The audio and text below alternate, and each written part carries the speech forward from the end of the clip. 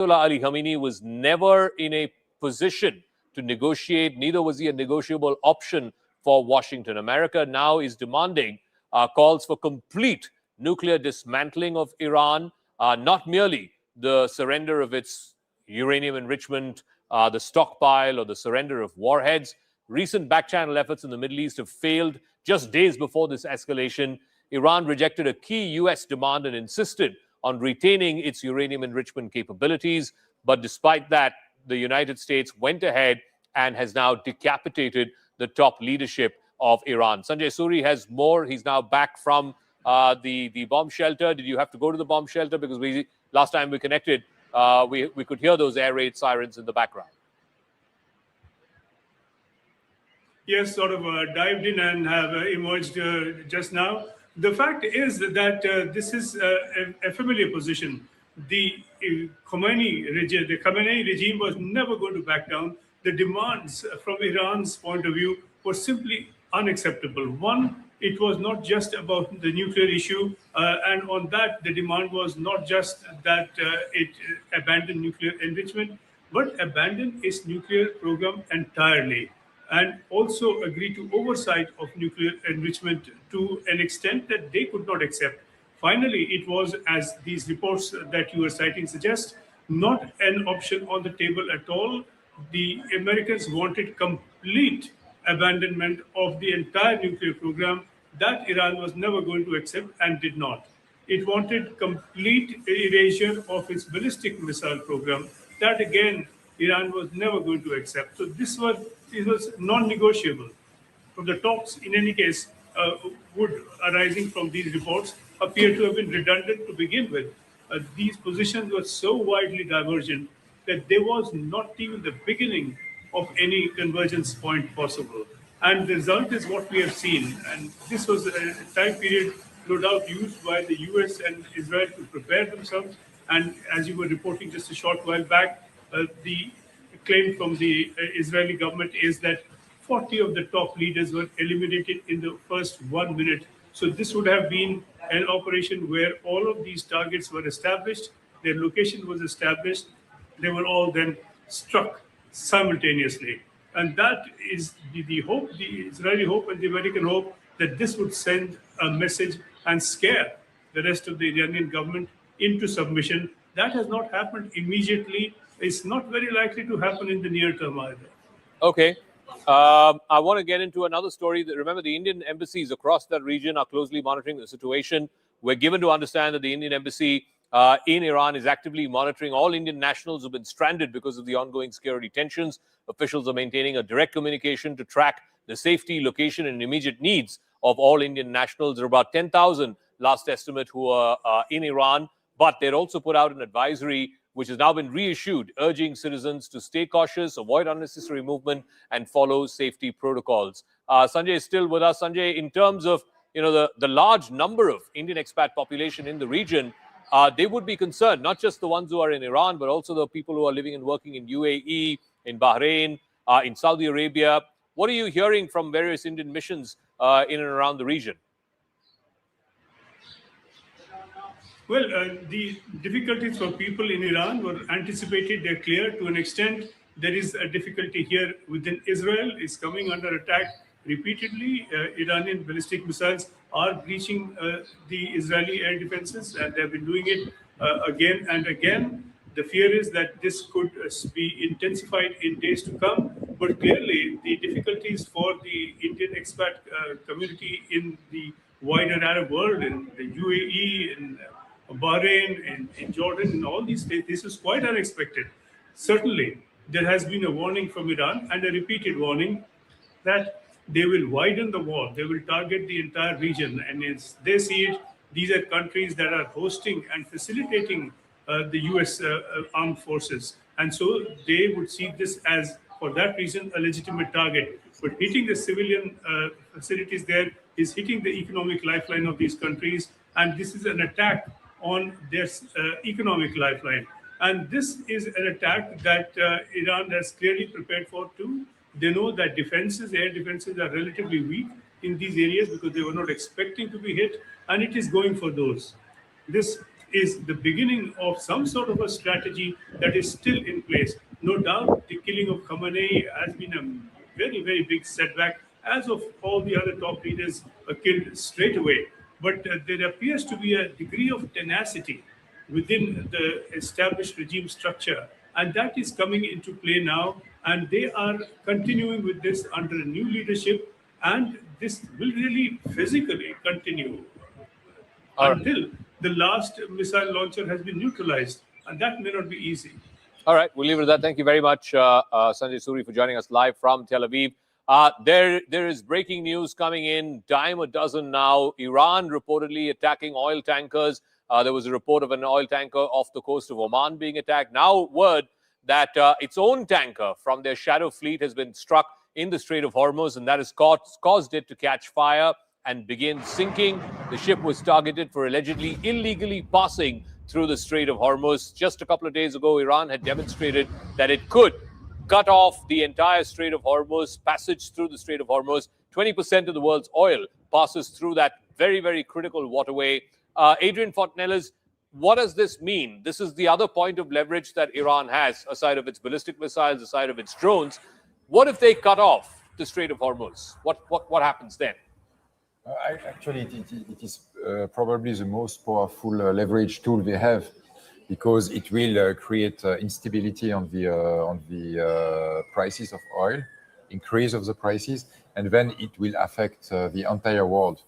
And if they manage at the same time to continue to at least partly blockade or hinder the maritime traffic in the straits, with the weeks going on, and if they are able to continue to resist the US-Israeli air campaign, then it will generate tremendous international pressure to stop this war against Iran. Okay, so that's the direction in which you see this war moving. If Major General Yakov is still there, Major General, this seems to be the biggest point of leverage that Iran has to try and cut off the Strait of Hormuz. And they seem to be moving in that direction, attacking oil tankers, one off the coast of Oman, and now their own, which is part of their shadow fleet, I'm given to understand. How does Israel and America prepare for this contingency? Israel does not get any oil through the Strait of Hormuz, so we don't have to prepare ourselves. And I think that the American buying, if at all, very, very few oil coming through the Hormuz Strait. And yes, Iran can choke itself by choking the Hormuz Strait. The oil from Iran is going through this area, and if the Iranians want to stop the flow of Iran from getting out of Iran, it is the easiest way to do it. And the fact that the Iranians can blackmail other countries by damaging the flow of oil from the Hormuz Strait should not make any difference for Israel and America.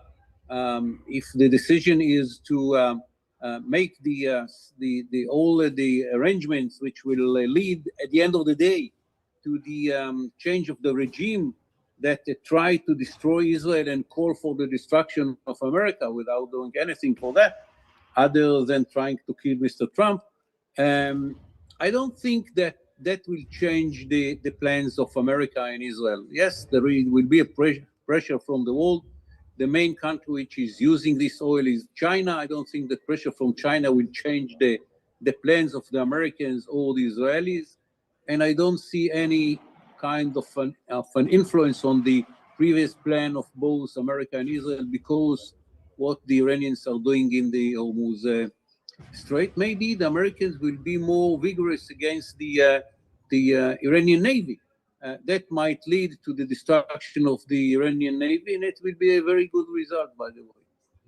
Okay, just stay on with us, Major General Yakov. I also want to go across to another fallout of this story. We've seen protests in different parts of Pakistan. We saw those protests outside the US Consulate in Karachi and also the US Consulate building in Lahore. Now the protest has spread to Pakistan's capital. There were reportedly clashes between Iran regime protesters and the Pakistani police in Serena Chowk in Islamabad, which is bang where the US Embassy is located. So multiple places, multiple reports of clashes between Pakistani security forces and protesters who were really holed up inside and outside some of these American missions. We saw those pictures from Karachi some time back. We saw the pictures from Lahore as well. And now Islamabad, the main US embassy building there, water cannons and tear gas had to be used against these protesters. If Tara Karta is still there, Tara Karta, ma'am, you know, this is a familiar script that we've seen play out earlier in Karachi, then in Lahore, now in Islamabad. How concerned would the Americans be? Oh, I think they would be very, very concerned, not just now, but even down the road. Don't forget the whole Daniel Pearl incident, you know, where that poor man was targeted by these people. But the way, one thing is the fact that Shias have been, picked off for blasphemy. That thing has been going on, but yet they can't control the Shias, right? That's the mystery one. However, the way I see this playing out is in the next few days, you'll find some people, some of Pakistan's security forces have died in these clashes. And I think in Karachi, the Marine, there's a solid security force of the Americans themselves. They would not let this kind of thing go on for long. So that could have taken place. In the next few days, you'll see reports of how well Pakistani forces cooperated with the Americans in stemming this tide of Shia anger.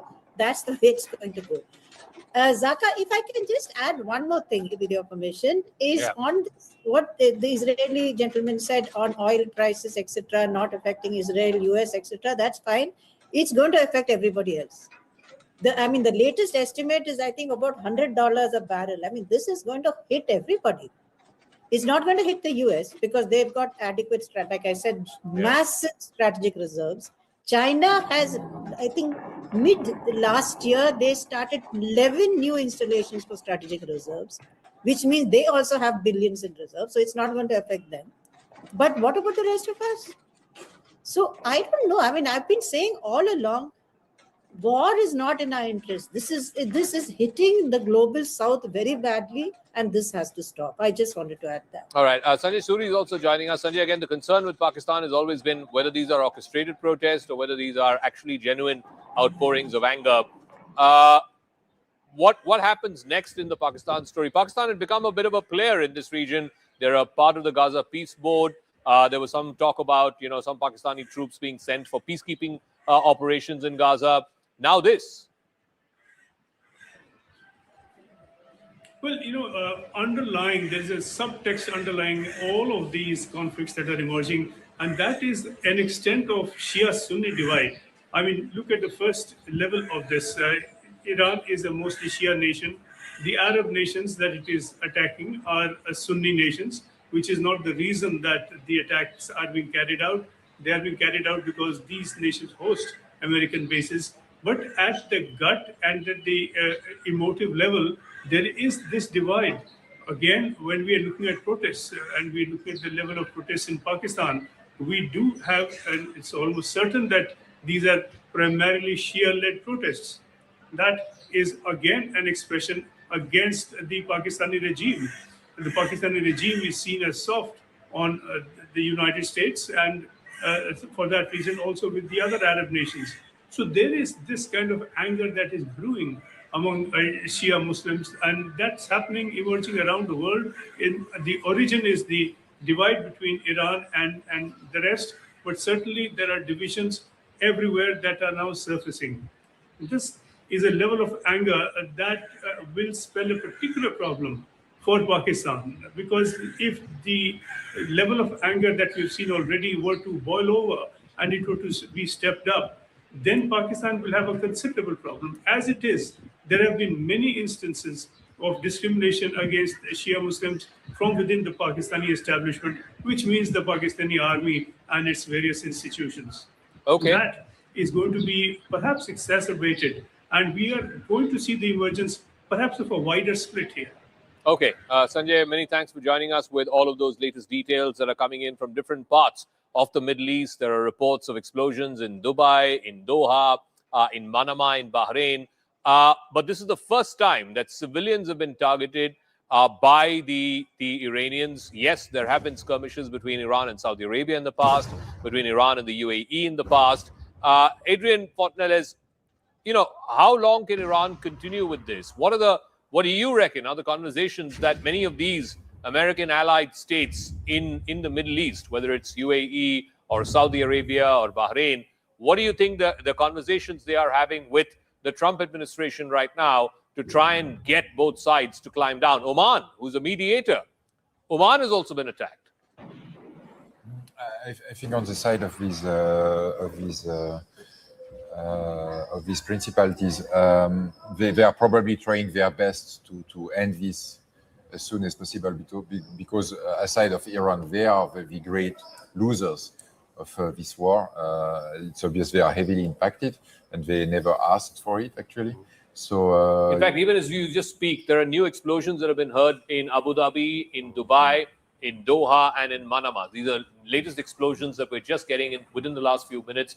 So across these major Gulf Arab countries, Iran is striking back. A lot of them are being intercepted successfully. The number of civilian fatalities is very, very less. But having said that, we have not seen these kind of attacks on Dubai or Abu Dhabi or Doha ever. Yes, Adrian.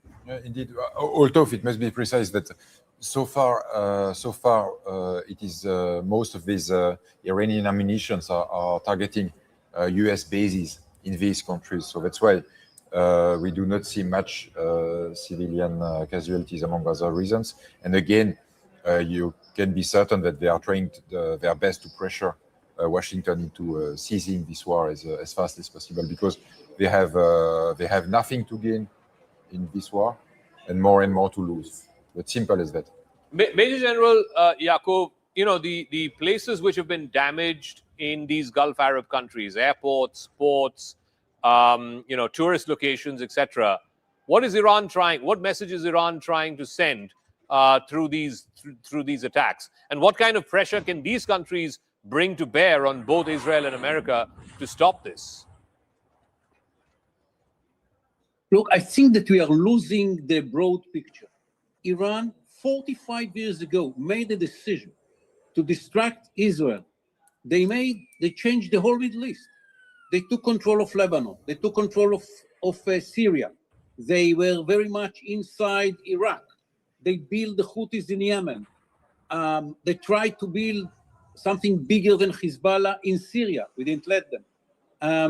And so on and so forth. And after 45 years, we and the Americans and us decided to make an end to this regime, which for 45 years, almost half a century, tried to destroy Israel, doing everything to achieve it, from financing Sunni movement like Hamas, to building a Shiite tool like Hezbollah, to provide terrorists all around the world all the help which is needed to attack and to kill Israelis and Jews in Argentina, in Bulgaria, in India itself, by the way. I remember myself visiting India after such an attempt, which was done by the Iranians, which recruited an Indian citizen and to put a bomb in an Israeli in the embassy car. Look, after 45 years, what we are doing is to say enough is enough. And maybe there will some fallout for that, something in Dubai, something in Bahrain, here and there. But at the end of the day, this is not the picture. The picture is a state which for 45 years tried to build a net of terrorist organizations around the Middle East to kill Israelis, to kill Jews, to distract Israel at the end of the day. And that should be stopped. And if there is a price with the oil, with the Hormuz Strait, with Bahrain and other places, we are very sorry about it. It's the decision of the Iranians, but the Iranian regime should not continue in its vision to distract Israel. That should be stopped. All right, just in keeping with that similar line of attack that we're seeing Iran do across civilian infrastructure, across civilian posts and ports and airports. Now we have the latest pictures of the Zayed port in Abu Dhabi, one of the big ports in that region, in that emirate, having been struck by Iran. The Zayed port, named, of course, after the leader of the United Arab Emirates, MBZ. The Zayed port has been hit in Abu Dhabi. You can see a plume of smoke. These are the latest visuals. So Iran is targeting specifically, I'm given to understand, infrastructure projects, airports and ports, tourist centers like VVIP hotels, five-star hotels, etc. So they are going about this in a very designed and planned manner. Tom Cooper is also here with us. Tara Karta is also there. Tom Cooper, now the Zayed port, which is both, I believe, a cargo port as well as sometimes used for military reasons. That port has also now been struck, and you can see a plume of smoke coming up.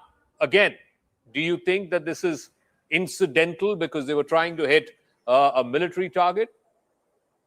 Most of the times, gauging by reports from the Arab states that are finding themselves on receiving ends of Iranian airstrikes, or actually missile strikes and UAV strikes, most of this is accidental because they report wreckage from this drone has hit this hotel, wreckage from that drone has hit this port, wreckage from that drone or missile has hit something else.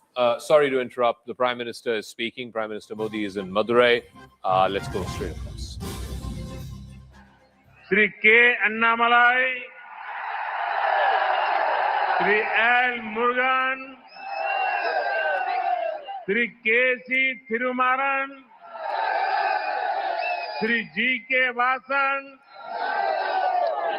Dr. A.C. Shanmugam, Dr. B. John Pandian,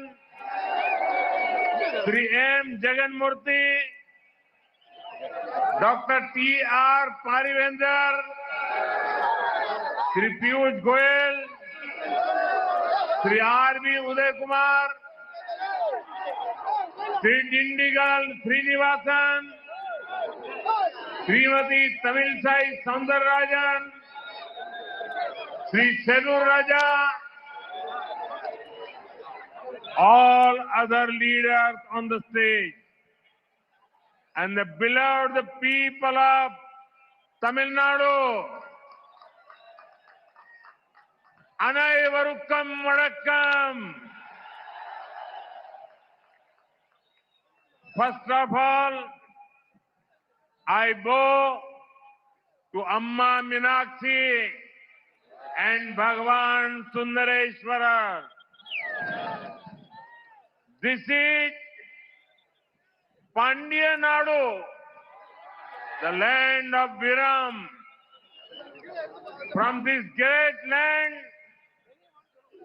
I remember the contributions of Pasumpon Muthuram Lingam Tevar, Maviran Alagumuttukon, Veer Pandya Kattabomman, and Marudu brothers.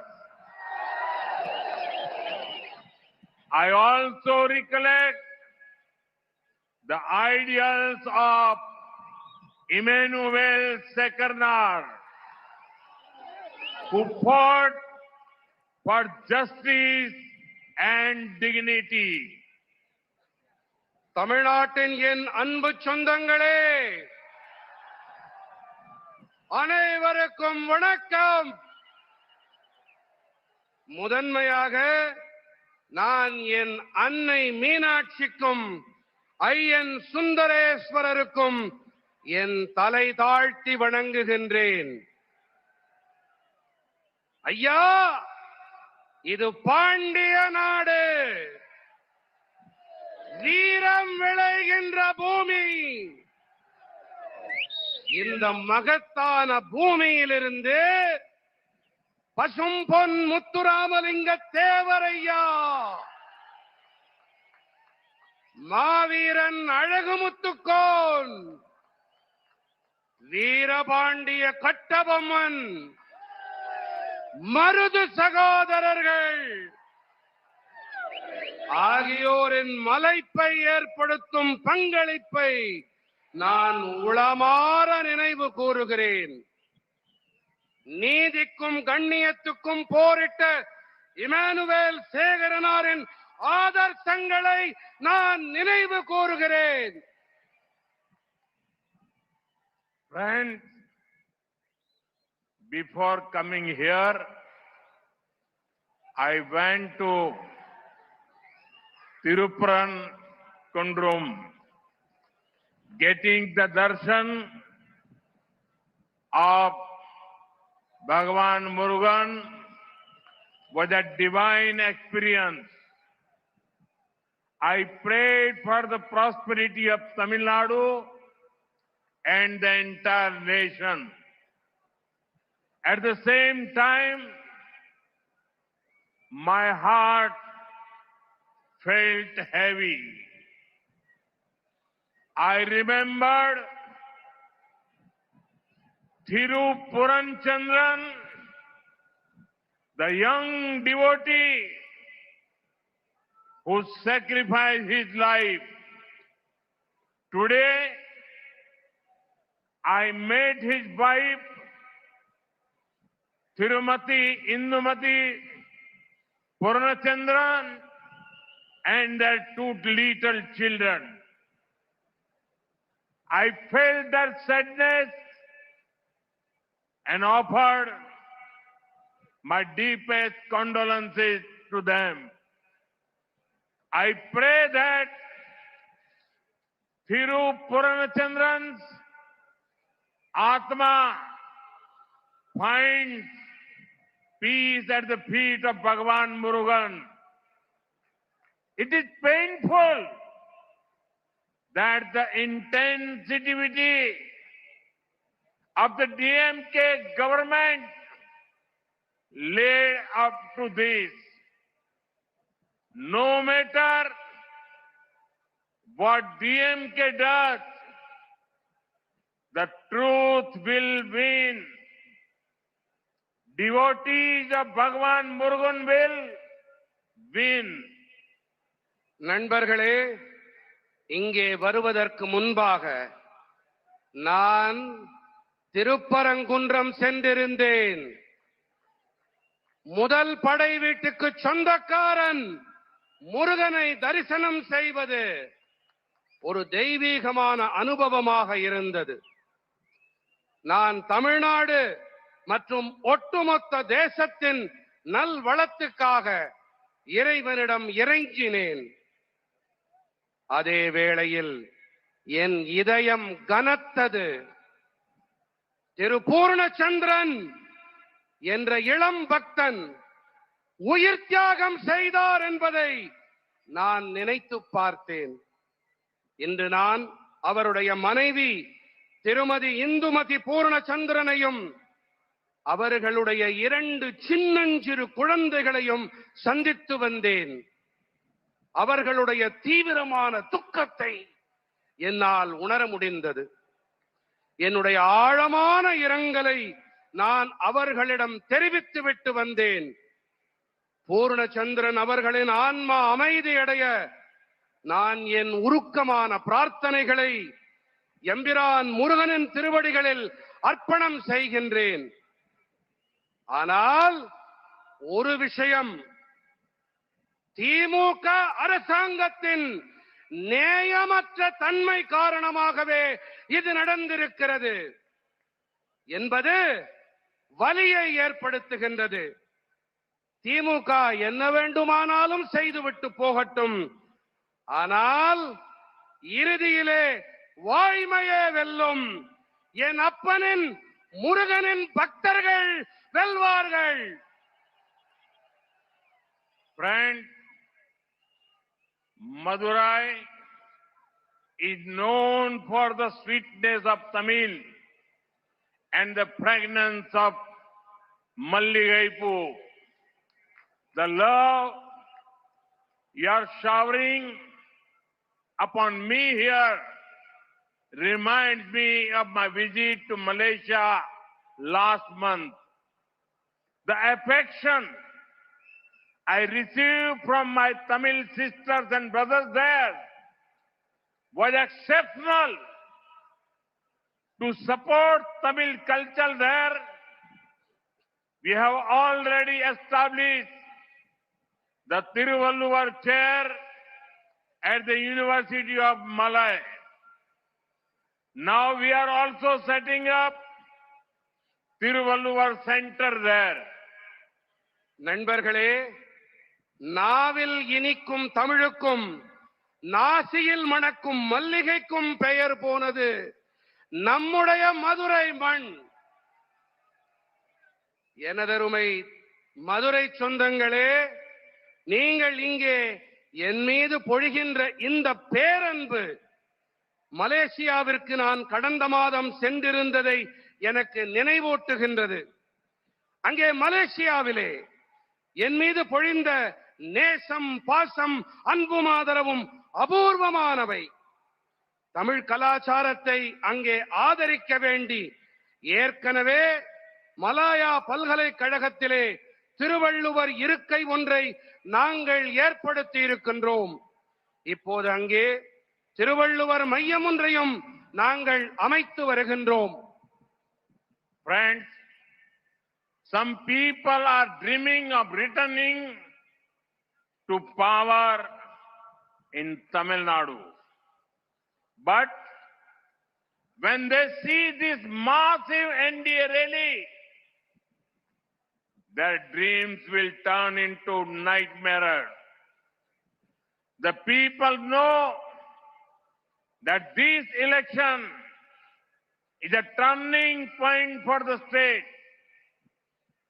I can see that Tamil Nadu has made up its mind. The people have decided that DMK has to be sent out. They also know very clearly that only NDA can bring in change. I can see it in your eyes. The next government of Tamil Nadu will be an NDA government. நண்பர்களே, தமிழ்நாட்டிலே சிலர் மீண்டும் ஆட்சியை பிடித்து விடலாம் என்று கனவு கண்டு கொண்டிருக்கின்றார்கள். ஆனால் இங்கே திரண்டிருக்கின்ற இந்த தேசிய ஜனநாயக கூட்டணி என்டிஏவின் மாபெரும் கூட்டத்தை பார்த்த பிறகு அவர்களின் கனவுகள் எல்லாம் கற்பனை கோட்டைகளாக, கானல் நீராக மாறி போய்விடும். இந்த தேர்தல் மாநிலத்திற்கு ஒரு திருப்புமுனை என்பதை மக்களாகிய நீங்கள் நன்கறிவீர்கள். தமிழ்நாட்டு மக்கள் தங்கள் மனதிலே தீர்மானம் செய்து விட்டார்கள் என்பதை என்னால் கண்கூடாக காண முடிகின்றது. திமுக வெளியேற்றப்பட்டாக வேண்டும் என்பதை மக்கள் தீர்மானித்து விட்டார்கள். தேசிய ஜனநாயக கூட்டணி என்டிஏ மாற்றத்தை கொண்டு வர முடியும் என்பதை மக்கள் மிக நன்றாக தெளிவாக அறிவார்கள். தமிழ்நாட்டிலே அடுத்த அரசாங்கம் தேசிய ஜனநாயக கூட்டணி என்டிஏவின் அரசாங்கம்தான் என்பதை நான் உங்கள் கண்களிலே காண்கிறேன். Friends, in 2021, after 25 long years, DMK got a full majority on its own. But they did not deliver good governance. They looted the state. Further dynastic politics and ignored people's aspirations. Look at Madurai itself. Madurai stood with MGR, who loved the city immensely. That is why DMK had never liked Madurai. DMK brought mafia-style politics to Madurai. They gave bad roads, poor drainage, and lack of waste management. They took Madurai to the bottom of national ranking in cleanliness. Even the DMK mayor of Madurai had to resign due to corruption. This is their model. Money for themselves. Problems for the people. நண்பர்களே, 2021 ஆண்டிலே 25 ஆண்டு காலம் நீண்ட காலத்திற்கு பிறகு தமிழ்நாட்டின் மக்கள் திமுகவிற்கு ஆதரவாக முழு பெரும்பான்மையை அளித்தார்கள். ஆனால் நல்லாளுகையை அவர்களால் அளிக்க முடியவில்லை. அவர்கள் மாநிலத்தை கொள்ளையடித்தார்கள். பரம்பரை அரசியலை முன்னெடுத்தார்கள். மக்களின் எதிர்பார்ப்புகளை மண்ணோடு மண்ணாக்கினார்கள். மக்களே, நீங்கள் மதுரையையே பாருங்கள். மதுரையை உயிருக்கு உயிராய் நேசித்த பொன்மனச் செம்மல் எம்ஜிஆருக்கு உறுதுணையாக உற்ற துணையாக நின்றது மதுரை மாநகர். ஆகையால் தான் திமுகவிற்கு மதுரை என்றால் வேப்பங்காயாக இருந்து வந்திருக்கிறது. திமுக தான் மதுரைக்கு மாஃபியா கொள்ளை கூட்ட ரக அரசியலை அறிமுகப்படுத்தியது. அவர்கள் என்ன அளித்தார்கள்? மோசமான சாலைகள், கேவலமான கழிவுநீர் வடிகால், கழிவுப் பொருள் மேலாண்மை இல்லாமை ஆகியவற்றையே அவர்கள் அளித்தார்கள். சுத்தம், சுகாதாரம், தூய்மை தரவரிசையிலே மதுரையை தரைமட்ட அளவிற்கு கொண்டு போனார்கள். ஊழல் காரணமாக மதுரை நகர மேயரே பதவியை துறக்க நேர்ந்தது. இதுதான் அவர்களுடைய மாடல். என்ன மாடல்? பணம் நமக்கு, பிரச்சனைகள் மக்களுக்கு. பணம்னா நமக்கு, பிரச்சனைனா மக்களுக்கு. DMK neither works for the poor nor lets others work. Let me give you an example. Under PM Awas Yojana, PMAY Rural, this scheme over 6 lakh houses have been completed in Tamil Nadu. These families got a home of their own and live with dignity because of this scheme. At the same time, nearly 3 lakh houses remain pending because DMK government is not conducting surveys and is delaying process. Why should lakhs of poor families suffer for DMK's petty politics? திமுக தாங்களும் ஏழைகளுக்கு பணியாற்ற மாட்டார்கள், மற்றவர்களையும் பணியாற்ற விட மாட்டார்கள். நான் உங்களுக்கு ஒரு எடுத்துக்காட்டினை அளிக்க விரும்புகின்றேன். பிரதம மந்திரி ஊரக பகுதி வீட்டு வசதி திட்டத்தின்படி தமிழ்நாட்டிலே 6 லட்சத்திற்கும் மேற்பட்ட வீடுகள் கட்டி முடிக்கப்பட்டு விட்டன. மக்களே, எத்தனை லட்சம் வீடுகள்? 6 லட்சம் வீடுகள். எத்தனை லட்சம் சொல்லுங்க? எத்தனை லட்சம்? இன்னும் சத்தமா? 6 லட்சத்திற்கும் மேற்பட்ட வீடுகள் கட்டி முடிக்கப்பட்டு விட்டன. இந்த திட்டம் காரணமாக குடும்பங்களுக்கு சொந்தமாக கௌரவமாக வாழ ஒரு வீடு கிடைத்திருக்கிறது. அதே வேளையில் 3 லட்சம் வீடுகள் இன்னும் முடிக்கப்படாமலேயே இருக்கின்றது. ஏன் தெரியுமா?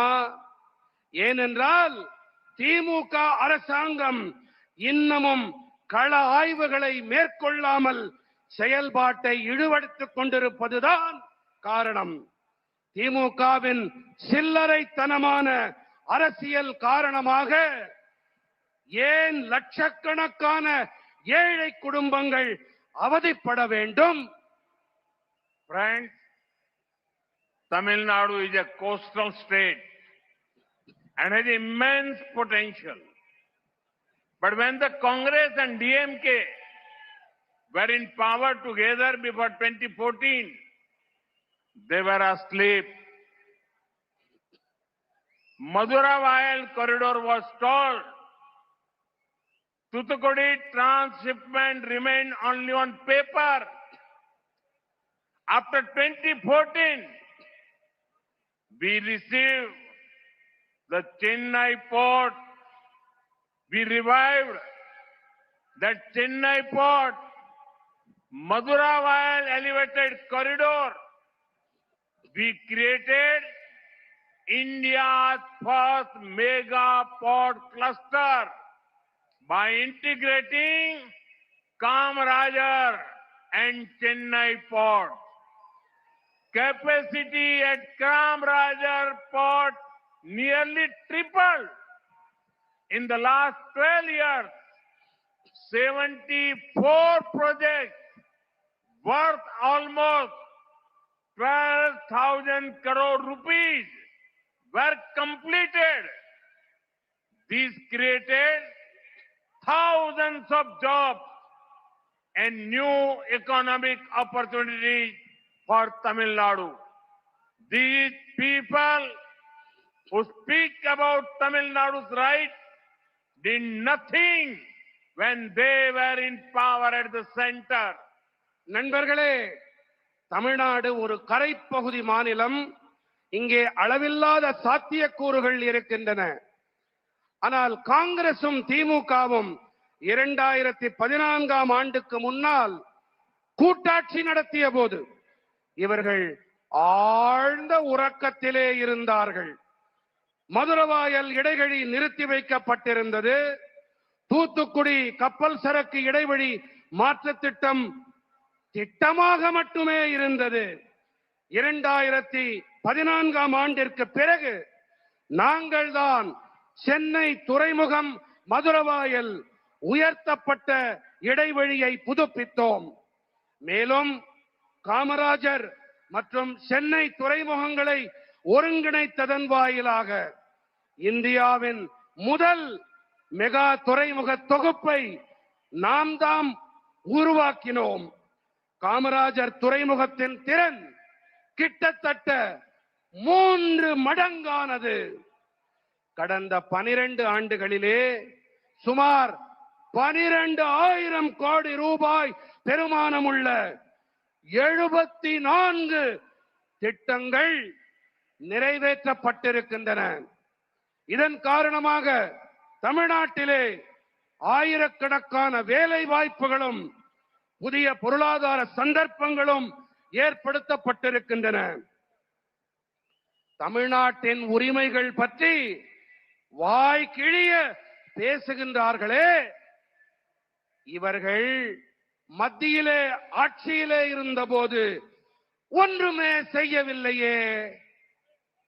Friends, the old Pamban bridge to Rameshwaram stood for over 100 years. After such a long time, it should have been replaced. But what did DMK and Congress do for 10 years between 2004 and 2014? Trains had to go at slow speed, but their government files moved even slower.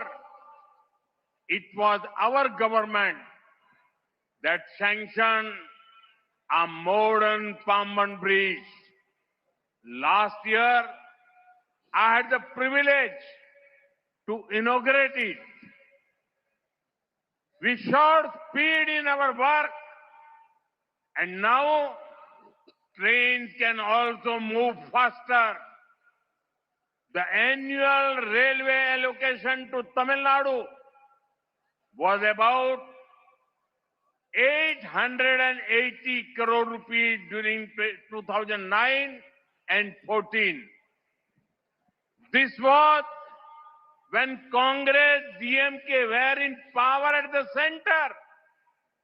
Now, in 2026-27, It is more than 7,600 crore rupees, about 8 times more.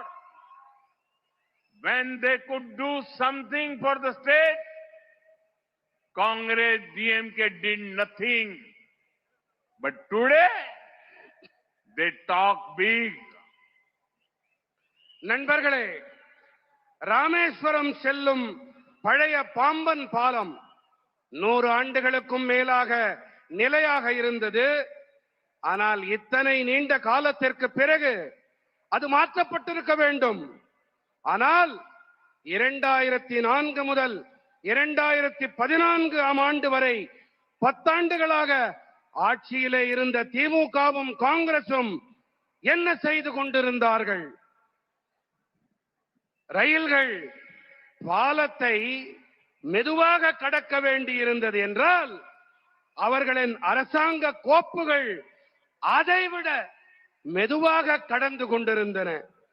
நம்முடைய அரசாங்கம் தான் தற்போதைய நவீன பாம்பன் பாலத்திற்கு ஒப்புதல் அளித்தது. கடந்த ஆண்டு இதனை தொடக்கி வைக்கும் பேரு எனக்கு கிடைத்தது. நாங்கள் வேலையிலே வேகத்தை காட்டினோம். இதன் காரணமாக இப்போது ரயில்களால் வேகமாக பயணிக்க முடிகின்றது. 2009-14 ஆண்டிலே தமிழ்நாட்டிற்கு வருடாந்திர ரயில்வேயின் நிதி ஒதுக்கீடு சுமார் 880 கோடி ரூபாய். மத்தியிலே காங்கிரசும் திமுகவும் ஆட்சி செய்த போது இருந்த நிலைமை இதுதான். ஆனால் இப்போது 2026-27 இது 7,600 கோடி ரூபாய், 8 மடங்கு அதிகம். நீங்க தான் சொல்லணும், எத்தனை மடங்கு அதிகம்? இன்னும் காதல உடலையா யாருக்கும்? 8 மடங்கு அதிகம். மாநிலத்திற்கு நல்லது ஏதாவது செய்ய முடிந்த காலத்திலே இந்த காங்கிரஸ் திமுக காரர்கள் ஒன்றுமே செய்யவில்லை. ஆனால் இன்றைக்கு வாய்கிழிய பேசுகிறார்கள், கூப்பாடு போடுகிறார்கள். Friends, today the women of Tamil Nadu are in deep trouble. Crime is increasing. Every other day we hear of some crimes against women. Further, women are seeing their families destroyed by drug mafia and alcohol. They remember how much better their lives used to be in Amma Jayalalitha's rule.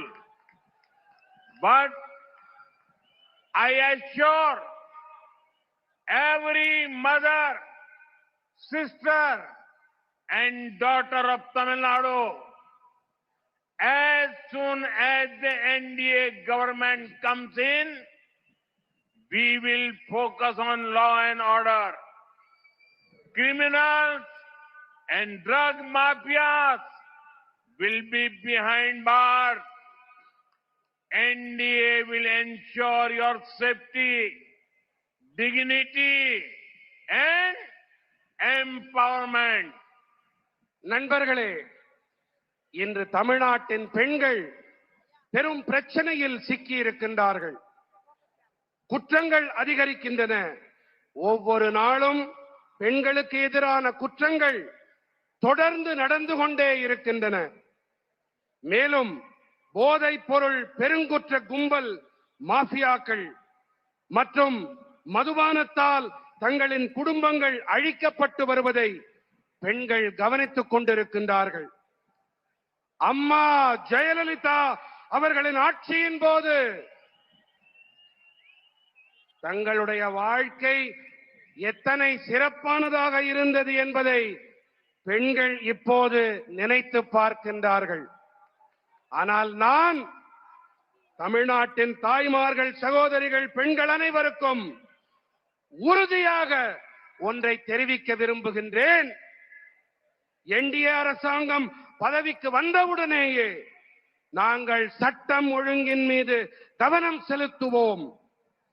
குற்றவாளிகளும் போதைப் பொருள் மாஃபியாக்களும் சிறைகளிலே அடைக்கப்படுவார்கள். தேசிய ஜனநாயக கூட்டணி NDA உங்களுடைய பாதுகாப்பு, கண்ணியம் மற்றும் அதிகார பரவலாக்கத்தை உறுதி செய்யும். Friends, many people from Tamil Nadu were an important part of the freedom struggle. After we won freedom, our constitution makers, led by Dr. Babasaheb Ambedkar, gave us a wonderful constitution. It lays the foundation for a strong democracy where everyone is equal.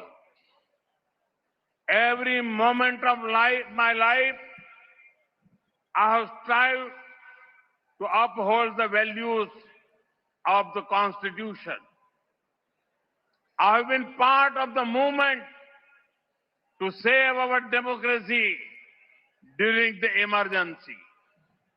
Recently, I heard that someone from the DMK said that they do not fear me or my father.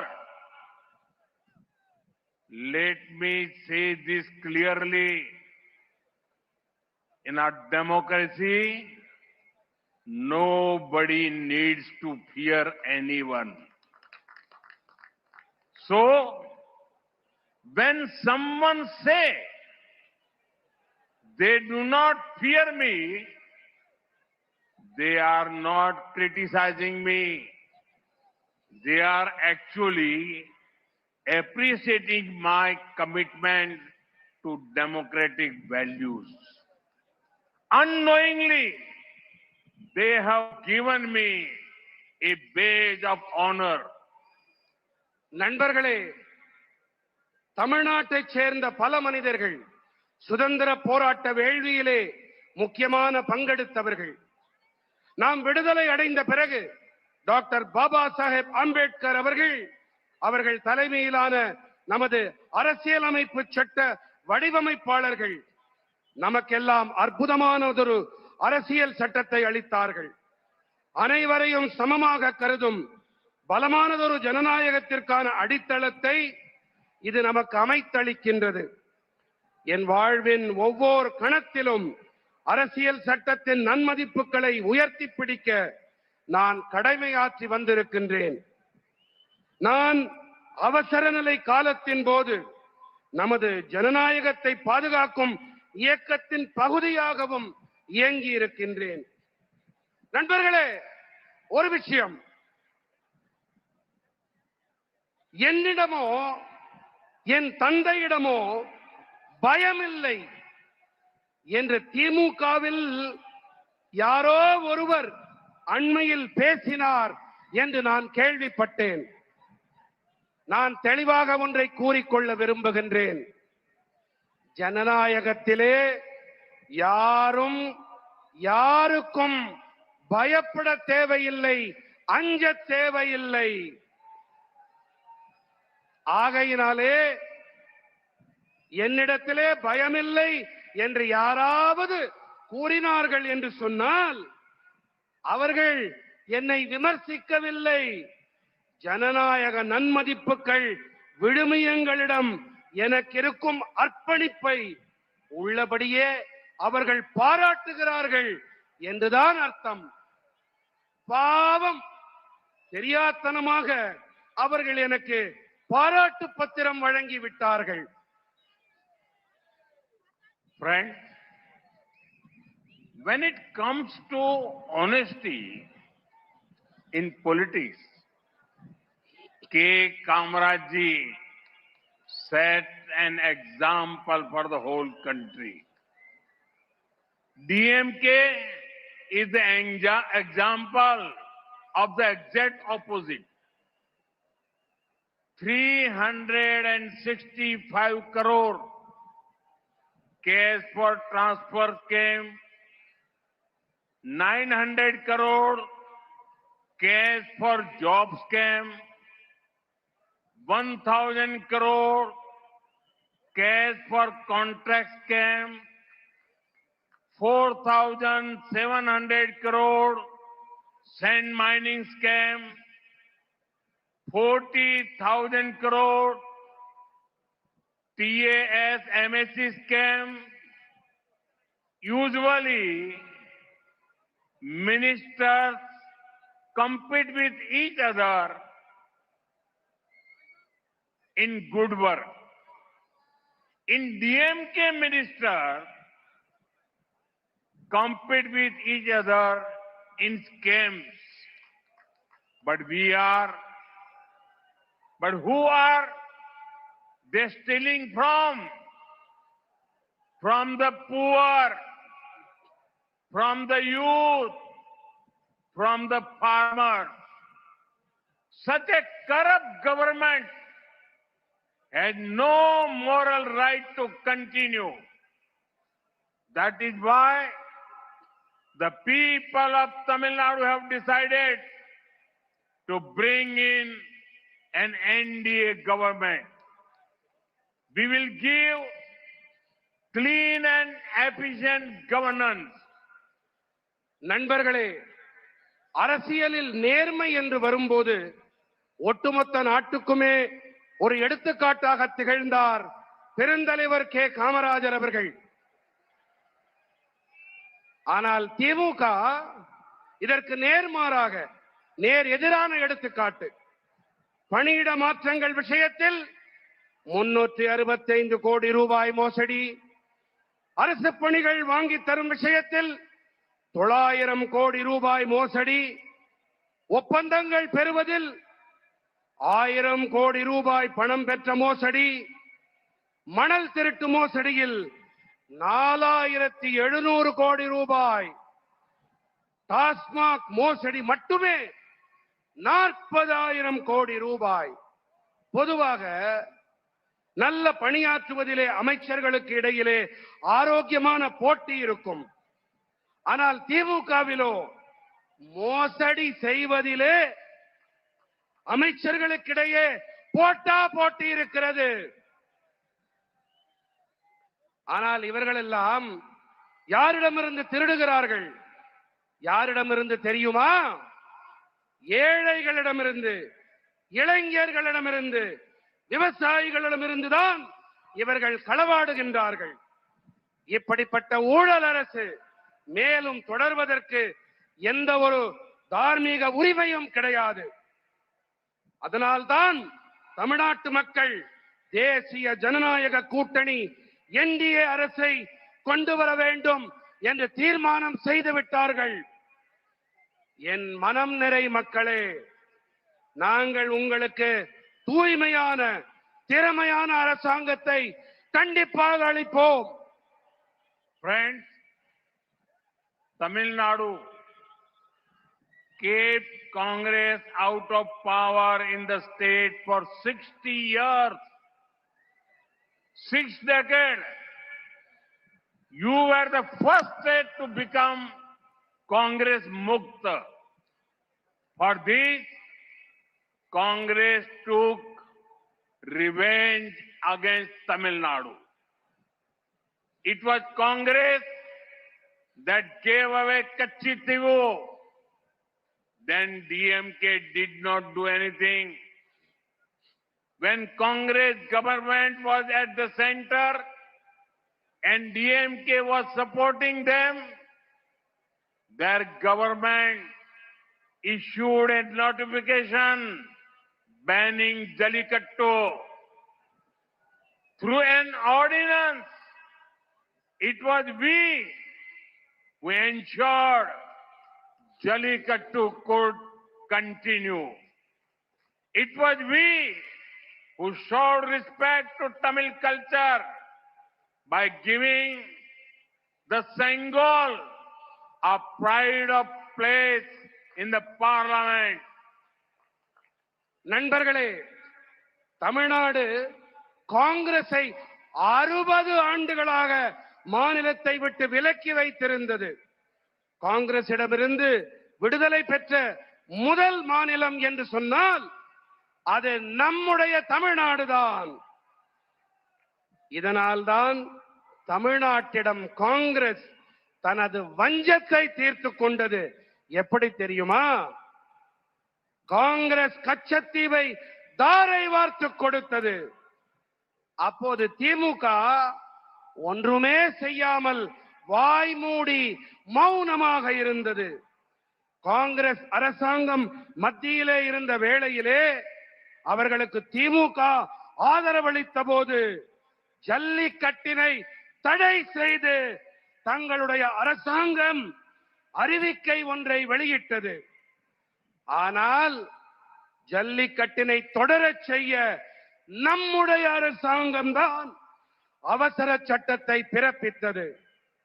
நாடாளுமன்றத்திலே செங்கோலுக்கு பெருமிதமானதொரு இடத்தை அளித்து நாம் தாம் தமிழ் கலாச்சாரத்துக்கு மரியாதை அளித்தோம். Friends, recently India has concluded a historic trade agreement with the European Union. We are now linked with 28 advanced countries. Let me focus on what this means for Tamil Nadu. This is a golden opportunity for the youth, workers, farmers, and entrepreneurs. Tamil Nadu's textile industry, electronic and manufacturing, coastal seafood exporters, thousands of MSMEs, all of those will get new global market. More orders will come. More factories will expand. Farmers and fishermen will get better prices. And lakhs of new jobs will be created for Tamil Nadu's youth. Tamil Nadu's products will now get a chance to compete and win globally. But for all this to happen, there needs to be a government that is focused on your welfare. Only the NDA government can give a stable, people-oriented government in Tamil Nadu. We will ensure a developed Tamil Nadu and developed India. Thank you. நண்பர்களே, அண்மையிலே நான் India ஐரோப்பியா ஒன்றியத்துடன் வரலாற்று முக்கியத்துவம் வாய்ந்த ஒரு ஒப்பந்தத்தை நாங்கள் நிறைவு செய்தோம். நாம் இப்போது 28 முன்னேறிய நாடுகளுடன் இணைக்கப்பட்டிருக்கின்றோம். சரி, தமிழ்நாட்டிற்கு இதனால் என்ன ஆதாயம் என்பதன் மீது நான் கவனம் செலுத்த இருக்கின்றேன். இளைஞர்கள், பணியாளர்கள், விவசாயிகள், தொழில் முனைவோர் ஆகியோருக்கு இது பொன்னான வாய்ப்பு. தமிழ்நாட்டின் ஜவுளித்துறை, மின்னணு மற்றும் தயாரிப்பு துறை, கடல்சார் உணவு ஏற்றுமதியாளர்கள், ஆயிரக்கணக்கான சிறு குறு மத்திய தொழில் நிறுவனங்கள், இவர்கள் அனைவருக்கும் உலகளாவிய சந்தைகள் கிடைக்கும். இன்னும் அதிக அளவு ஆர்டர்கள் கிடைக்கும். விவசாயிகளுக்கும் மீனவர்களுக்கும் சிறப்பான விலைகள் கிடைக்கும். தமிழ்நாட்டின் இளைஞர்களுக்கு பல லட்சம் புதிய வேலை வாய்ப்புகள் உருவாகும். உலக அளவிலே போட்டியிட்டு வெற்றி பெற ஒரு சந்தர்ப்பம் தமிழ்நாட்டின் பொருட்களுக்கு கிடைக்கும். ஆனால் இவையெல்லாம் நடக்க வேண்டும் என்று சொன்னால் உங்கள் நலனில் அக்கறை கொண்ட கவனத்தை செலுத்தக்கூடிய ஒரு அரசாங்கம் இருந்தாக வேண்டும். என்டிஏ அரசால் மட்டுமே நிலையான மக்களை மையமாக கொண்ட அரசாங்கத்தை தமிழ்நாட்டிலே அளிக்க முடியும். வளர்ச்சியடைந்த தமிழ்நாடு, வளர்ச்சியடைந்த இந்தியா, இவற்றை நாங்கள் உறுதி செய்வோம். நன்றி. भारत माता की, भारत माता की, भारत माता की, वंदे वंदे वंदे वंदे वंदे वंदे वंदे वंदे वंदे। भारत माता की, भारत माता की, भारत माता की. மாண்புமிகு பாரத பிரதமர் நம்மிடமிருந்து விடைபெறுகிறார். நாம் அனைவரும் நமது பலத்த கரவொலியோடு.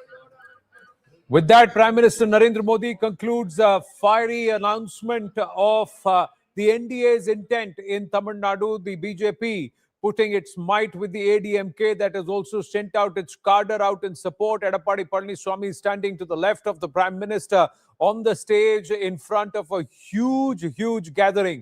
Now, very, very strategically planned by the BJP towards the evening so that the crowds can be seen for all. They don't have to be covered tents and spread both to the left and right and far behind. Look at the number of people who have come to see the Prime Minister, hear the Prime Minister, who launches his campaign from Madurai. And also, after paying his respects and seeking blessings from the Skandar temple in Madurai, the Tirupurankundram hill, where he's gone to the centuries-old temple, which was at the eye of a lot of questions because the court had upheld the right of the devotee to light the lamp at the top of the hill at the Deepatun or the Deepastamba there, but was denied by the state.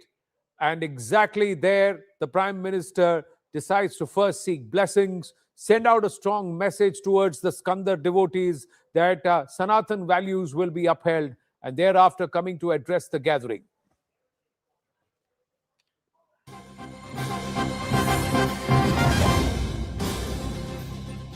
Namaste, Jai Hind, Vande Mataram viewers, and we shift focus, get back into what's happening in the Gulf region, where there is an attempt to bring back Persia. While the Khamenei regime has been killed, but it's Iran, Iranians, and the Shia community, the world across, which is watching in shock, while the Arab world also looks at a realignment, all driven by America's fiery assault at Iran over the last 24 hours. Government sources say that Prime Minister Narendra Modi is not going to take a break after his tenuous tour or tiring tour to Tamil Nadu. Very, very busy one there. But he will be actually chairing a meeting of the CCS upon returning to the national capital later this evening at 9:30 p.m. He's expected to land in Delhi after a 2-day-long tour. Around 9:30 p.m., he'd gone to Puducherry and then to Tamil Nadu, but he's going to come back, and there is going to be a CCS meeting late in the evening around 10 p.m. Soon after he lands, Payal Mehta joins us with more. Payal, so the Prime Minister is going to take serious consideration and cognizance of the developments in the Middle East and the Gulf region, more importantly from the point of view of safety of Indian nationals who are either stuck there or who are living and working there. Yes, it is a part of protocol that Prime Minister Narendra Modi Anand will be briefed by the Cabinet Committee of Security. Essentially, Dr. Jaishankar, who's had multiple conversations with not just the Iranians, but also with people across the entire region, whether it is, the Gulf region or, Israel, etc. Jaishankar has constantly been in touch with these leaders. He will, in fact, be briefing the Prime Minister. The Foreign Secretary will also be present. Rajnath Singh, Amit Shah, Nirmala Sitaram, all members of the Cabinet Committee of Security, NSA Ajit Doval will also be present as well. It is a very important and developing situation. What India's steps will be to, in fact, to ensure the safety and security of their own is going to be of prime importance. Normally, after the Cabinet Committee of Security, if we do launch a rescue operation or rescue motion, move in place to make sure that we bring our people back, just the way we had done during the Ukraine crisis with Russia. So all of these things are going to be taken into consideration, and the Prime Minister will essentially be briefed by the top leadership over here to tell him what the situation is, where really India stands, and what is the development in the coming days. But most importantly, what is the scenario right now? How is the world looking at it? Right now, that's an expertise that Dr. Jaishankar and both Ajit Doval really have as well. They will be telling the Prime Minister, and more importantly, also will be seeing how they can chalk up a plan to bring Indians back. Thank you for that, Payal. Now we got more news coming through. Just taking our viewers through what's happening further. There's been a huge explosion in Bet Shemesh, viewers, and we'll try and show you where there is. Adrian Fontanellas and Tom Cooper with us here in the studio. We'll have Daniel Carmen, Tara Karta, and Lieutenant General KJS Dhillon also joining us. But these are terrifying scenes that are coming from Bet Shemesh, central Israel, where an Iranian missile has hit the residential area, and the number of dead has risen to 5, with dozens injured. Now, this is Bet Shemesh in Israel, and there you go. Pictures coming through of ambulances being rushed there. But there is another interesting confirmation that's coming through, that the missile that's been used is a hypersonic missile that's been used. First, let's try and locate Bet Shemesh. Tom, if I can ask you to come and join me here and take us through where is Bet Shemesh and why is it so important yeah. There you go. You got your mic. You just pull it back up and put it and clip it there. Yeah, there you go. So, remind that for introduction. Yes. But basically, Beit Shemesh is in center of Israel. Oh, wow. Okay. Okay. Yeah, that's Israel. So, you can search it precisely here.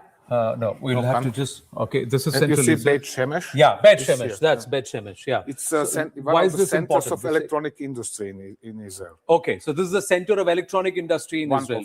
One of the centers. Yes. Okay, and that's why they have targeted this region. Of course, they are targeting a factory for manufacturing radars, guidance systems, and similar items for the Israeli armed forces. Israeli armed forces. And Adrian, now I'm going to ask you, why is it that they're using hypersonic missiles? Is there a pattern there? Please come. You can join us. Yeah. Please. So, is there a pattern? Why are the Iranians using? What is the methodology? Why would they use a hypersonic missile for Bet Shemesh? Because to reach their targets, the Iranian missiles have to break through the Israeli anti-missile array, which is the most sophisticated and the densest of the world. So they tend to fire quite old missiles with a predictable trajectory like this. Okay. And just after or in between, they are launching either hypersonic missiles, which are going much faster. So whilst the protection system, the anti-ballistic missiles batteries are neutralizing Okay. No, I'll hold it. Yeah, okay. Are neutralizing the old-fashioned missiles, then the hypersonic one can pass through and reach its target. For the same reason, they also have other kind of ballistic missiles, such as the Kaibar Shaykan, which is able to maneuver, that is, to change its trajectory before to reach the target. So basically, they use old missiles as decoys and to cover the arrival of the most sophisticated one. So you have, if I were to draw this, Tom, and you can do that for us, how do the 3 missiles work? So the old missiles, okay, I can do that. Yeah. Okay. Let's try and understand this. I position myself on this side. So now when we have... No? Yeah. You'll have to just move the pencil out. Excuse me. So no problem. Still a little bit new in this pencil. And then let's do it. Yes. So what, okay, there's Jerusalem. That is Israel here. Israel, and that's... So now they deploy their weaponry from mostly from northwestern Iran. That means they are firing, for example, the older missiles, which is making even more complex for Israeli air defenses. They're firing their older, heavier missiles from central or from eastern Iran. They have 2,000 kilometers range, so they can reach really all the way to Israel. Okay. And then, as these missiles, which are slower, come down, they fire from northwestern Iran. They fire one of Khyber Sheikhans, which are so fast. And then, while the Israelis are busy shooting at the older missiles and there are multiple re-entry vehicles, right, there comes Khyber Sheikhan, which is very fast, and boom. Okay. In between of all of this. So you have one set of missiles which are coming from here into Israel. Exactly. And these are the ones which are slower. Slower. So I'm going to say these are slower. Yes. And then, another one, from here. From here. And they come like this, they here, faster. and these are faster. Yes. So these are the faster missiles. Exactly. So, and that's what, so there's a decoy. And then along with that, they would send something else in between. Of course, they have probably already hours ago launched UAVs, which are very slow. So they come from here again, and they are closer here. And these are all, and they are called UAVs. Yes. So, or the drones. So unidentified unmanned aerial vehicles. Yes, and the Israelis are busy with everything. And at the same time, they have to counter lots of different threats. UAVs are coming low and slow. There are old missiles coming from Iran, higher above from the sky. And then all of a sudden, this super fast hypersonic missile is coming through all of this. So let me just quickly, Daniel, coming to you. So, but don't you think the Israelis would have gamed this Adrian? That because did they use? This is how did they penetrate the Iron Dome the last time, Adrian? Exactly. It's basically the same tactics as in June last year. And it is efficient because it is forcing the Israeli to engage incoming missiles and to gradually deplete their stocks of interceptors, because it is really like an attrition game. If the Israeli or we didn't mention that, but you have to imagine a kind of... Yeah, you got the camera behind you, so you can't show your back. Okay. Yeah, come here. Yeah. Okay. So... We can just go delete and everything gets deleted. Yeah, go ahead. Yeah. So you have to imagine a protective... Come here.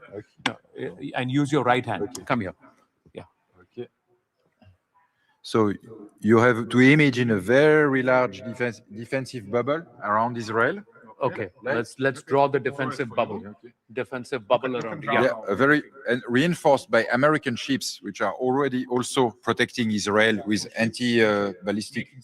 Here. Exactly. Then you have, for example, what is that? What is the shortest? David Sling, which has a range like this, and then you have Arrow, which has a range like this, and then you have SM-6, which is US made missile, which has a range like this. So that sometimes US missiles, which have intercepted Israeli ballistic missiles, are crashing inside Iran. Okay. Because they have a range of 1,500 kilometers. Right. And if they miss or crash afterwards, they crash inside Iran.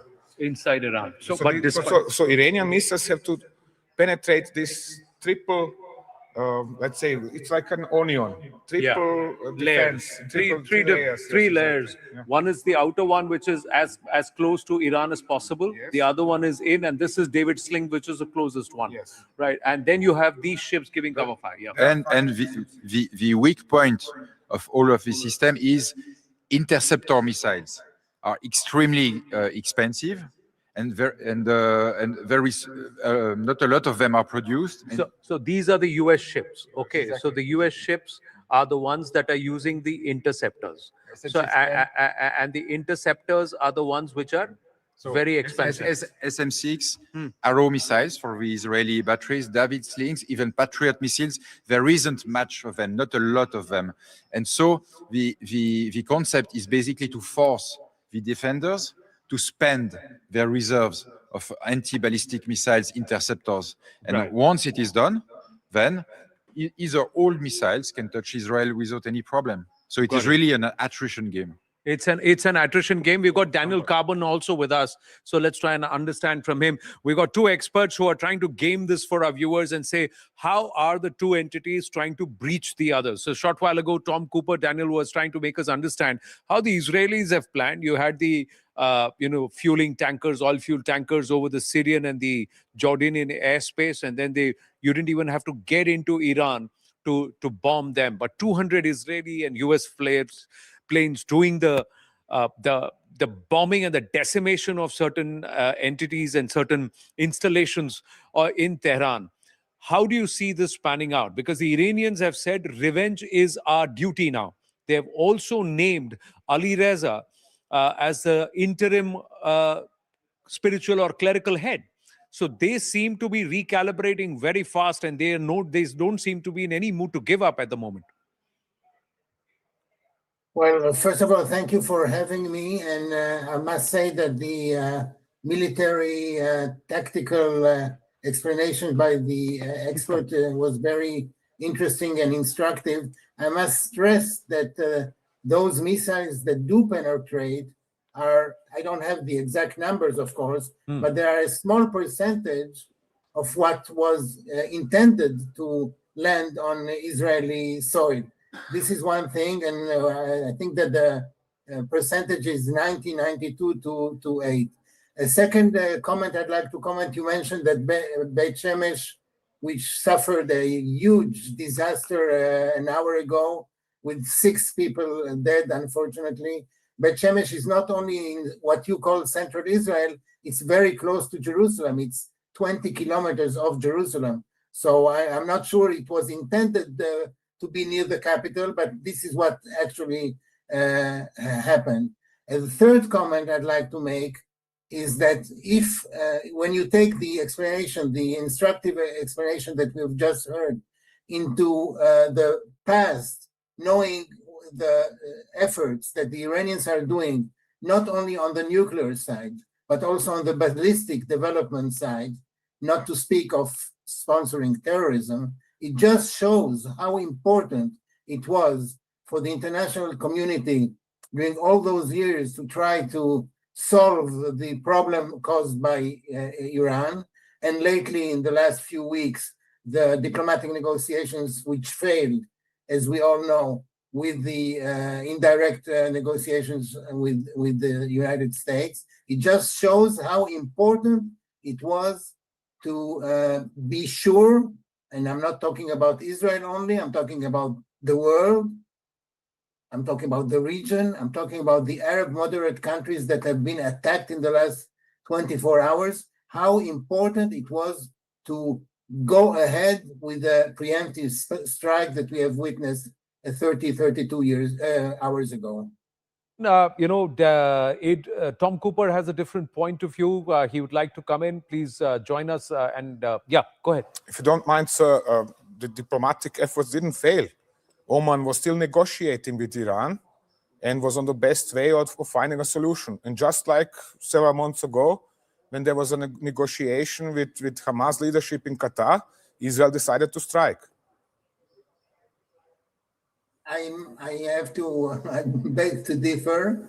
The fact that Oman is saying whatever it's saying, Oman has had some very strange declarations in the last 24 hours. And guess what? Oman also was attacked by Iran. Yes, today. Yes. Yeah, Oman was also attacked. We'll talk about the Omani oil tanker also in the Strait of Hormuz in a bit, Ambassador Daniel. But we also now believe that the Arab nations are going to meet in a short while from now to discuss how they will retaliate, respond to the Iranian aggression. Lieutenant General K.J. Dhillon and Tara Kartaji also with us. Thank you for your patience. Please wait on. We're going to continue on this broadcast for a while. But Ambassador Kamun, how would you respond to this? What do you see happening over the next 24 hours? How do you see this going up the escalation ladder, or is there going to be a certain de-escalation soon? Well, of course, we cannot really foresee. I think that, and it's not only Israel, it's the Israel and the US, US leading, of course. There is a name to this preemptive strike, which became a regional war. And this is to be sure that the Iranian regime, whose leadership was eliminated in the first strike, as we all know, is sort of detached from the existential threat that it is posing to Israel.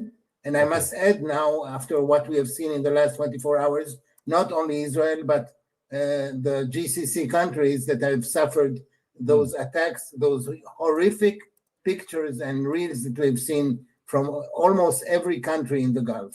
Right. We've got pictures of the Zayed port in Abu Dhabi also being attacked.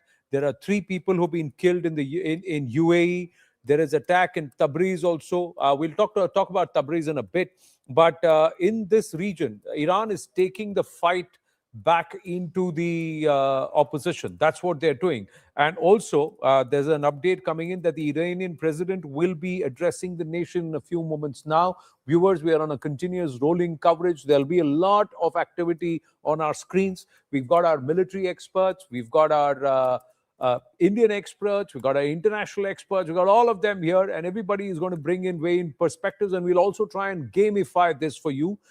Possible scenarios, tactical, kinetic, local, military, and of course the strategic and diplomatic options, and who are all going to be billion Bharatiya in these regions, who would all be worrying and trying to look at flights to come back. Really, flight rates have gone up.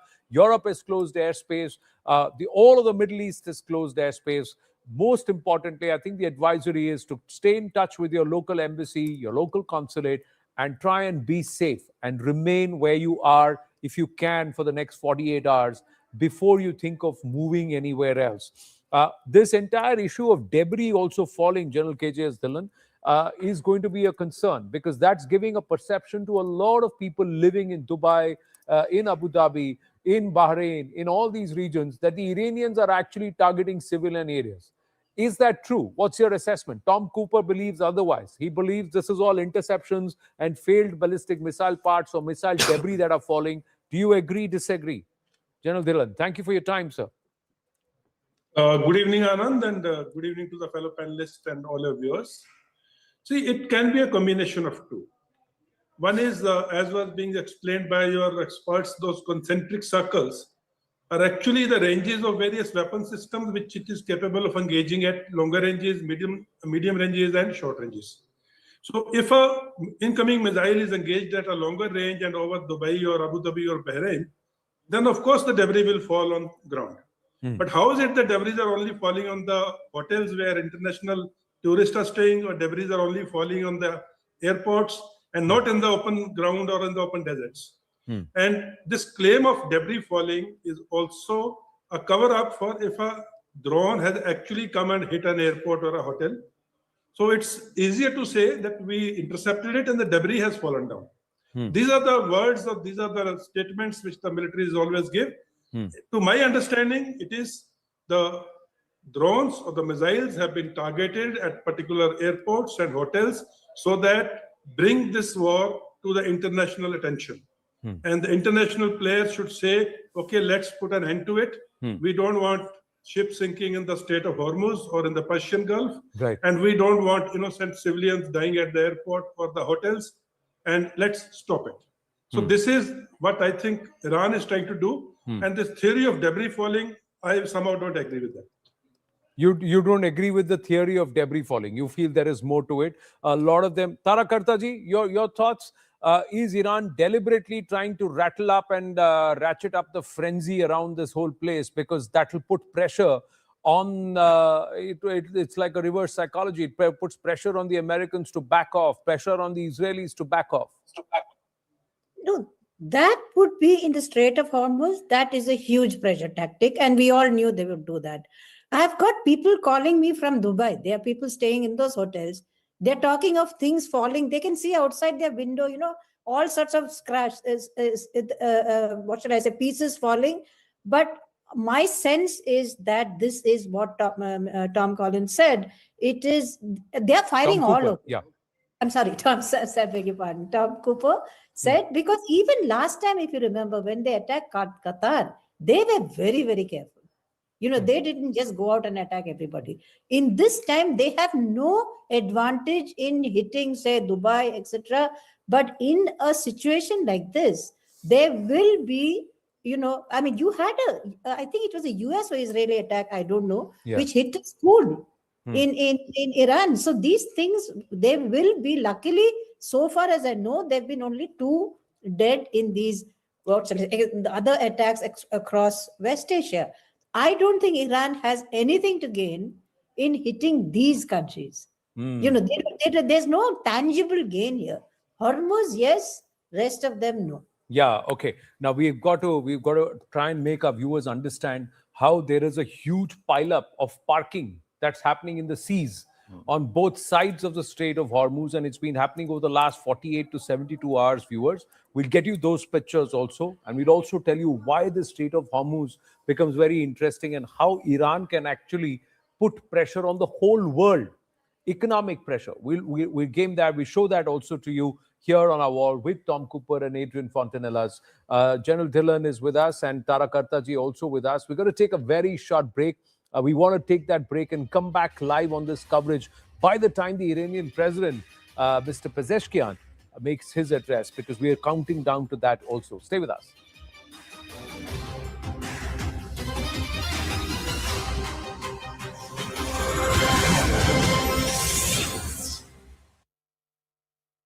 All right. So in the latest, what we can tell you is that Iranian media is in fact negating the reports that have been coming in with regards to the killing of Ayatollah Ali Khamenei. The biggest information that was actually passed on was by the US president himself, as he took to Truth Social to declare that the Ayatollah is dead. Is he using this as a leverage, as is being claimed by the Iranian media? We do not know. No official confirmation coming in from Iran. In fact, the Israeli side, also from Israel's foreign ministry, in fact, as far as the Iranian foreign ministry is concerned, that is actually negating the reports. Let me quickly bring in Sanjay Suri from Tel Aviv at the moment. We'll try and reconnect with Sanjay. He's currently stationed in Tel Aviv. Also, Siddhant will be joining us in just a bit. As far as the Indians are concerned, remember, thousands of them are currently in the Middle East. That includes the UAE, you're looking at Qatar, you're looking at Saudi Arabia, you're looking at various other nations. More importantly, in Iran, several Indian students are currently stranded. Many of them, in fact, sent out those videos urging the Indian government to ensure a timely evacuation. The Ministry of External Affairs, of course, is looking into this overall situation, but at the moment, the top priority is to provide all Indians safe cover before they are eventually evacuated. Remember, even for evacuation to take place, the airspaces have to open up. Most of them have been shut down. How this will now impact the overall economy is also another concern, given that the Strait of Hormuz has been blocked by the IRGC just yesterday. This is a very key critical strait, as we know that this is a shipping route where most of the global energy supply is done. It is through this route that the energy supplies to China, to the United States, even to Europe takes place. But that has in fact been blocked. What impact this will have on the markets is another scenario that we'll be looking at. But first and foremost, the biggest question that remains unanswered at the moment is that, is Ayatollah Ali Khamenei actually dead, as is being claimed by the US president? The Iranian foreign ministry has indeed dismissed that claim. There is no confirmation coming in from the Iranian side. In fact, they are not just maintaining that the Ayatollah is alive, they are also maintaining that President Masoud Pezeshkian is also very much alive. That's a claim at least being made by Iran, their foreign ministry, and also by the media there. Having said that, there are now going to be other concerns as well, as Middle East remains on a geopolitical tinderbox at the moment. We've seen how Iran is retaliating. Tehran had always maintained that they will be targeting all of those US allies in the Middle East. That includes 9 of them, which are housing US troops. Saudi Arabia, Kuwait, Qatar, Bahrain, UAE. They are just some of those US allies in the Middle East. UAE, Kuwait, Qatar, Bahrain, they all have experienced strikes at the moment. Remember, as we speak, in the latest, missiles have been spotted near Burj Khalifa. As we've also been highlighting, they are targeting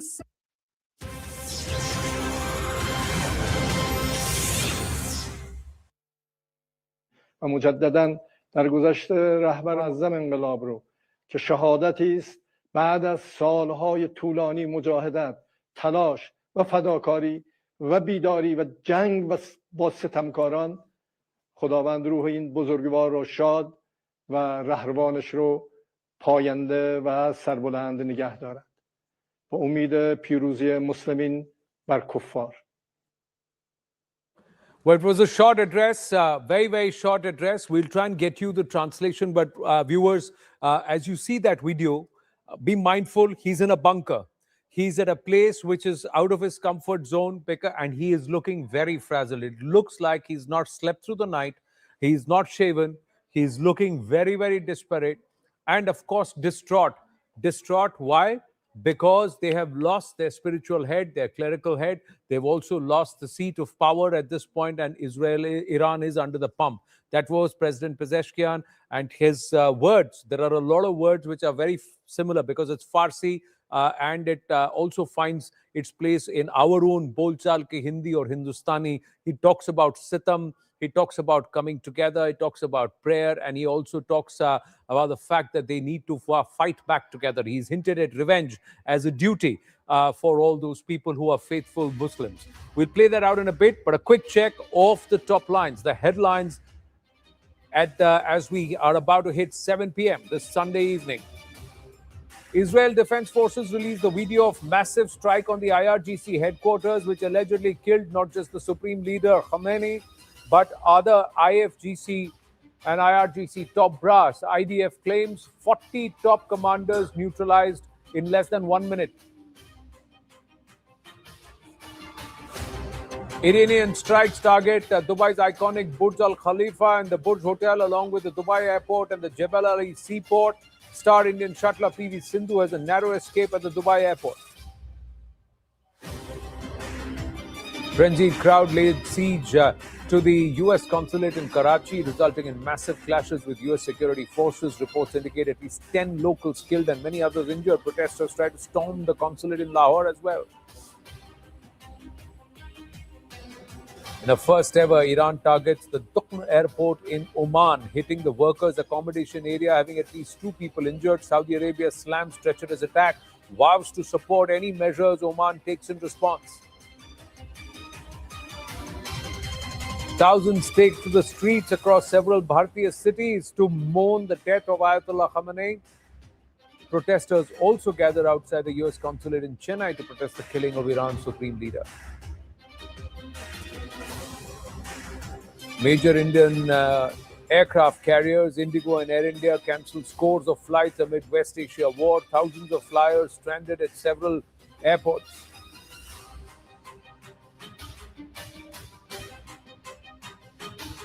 Viewers, the Middle East is now engulfed in a full-scale regional war. In a stunning development, Iran's supreme leader Ayatollah Ali Khamenei has been eliminated in a joint US-Israeli strike on Tehran. The operation, codenamed Epic Fury, is targeting Iran's nuclear sites, its ballistic manufacturing and also storage sites, and of course the top leadership, the supreme leadership in Iran. In retaliation, Tehran has unleashed waves of ballistic missile attacks, including use of hypersonic missiles at Tel Aviv and also parts of central Israel. American bases across the Gulf have been targeted. Ayatollah Arafi has been named the interim supreme leader. The conflict has also spilled into the heart of the Gulf, with Dubai under direct attack. Flights at Dubai International Airport halted as missile debris falls near the Palm Jumeirah and Burj Al Arab. And other Gulf nations, including Qatar, Bahrain, Kuwait, Saudi Arabia, and Oman, are also under fire. Now, let's try and look at some of these pictures. These are the visuals of explosion near the Burj Khalifa that's happened. Iranian missiles have been hit at the Dubai airport. Let's look at these pictures. This is last night. Now, these are aircrafts and missiles flying past the Burj and some debris falling there during the interception. There are also pictures of explosion at the Palm Jumeirah. This is after the Iranian strike. So have a look at this. This is after the Iranian strike.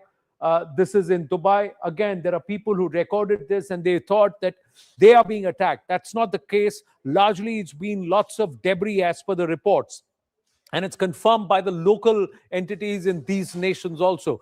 Dubai's Burj Al Arab Hotel was also hit by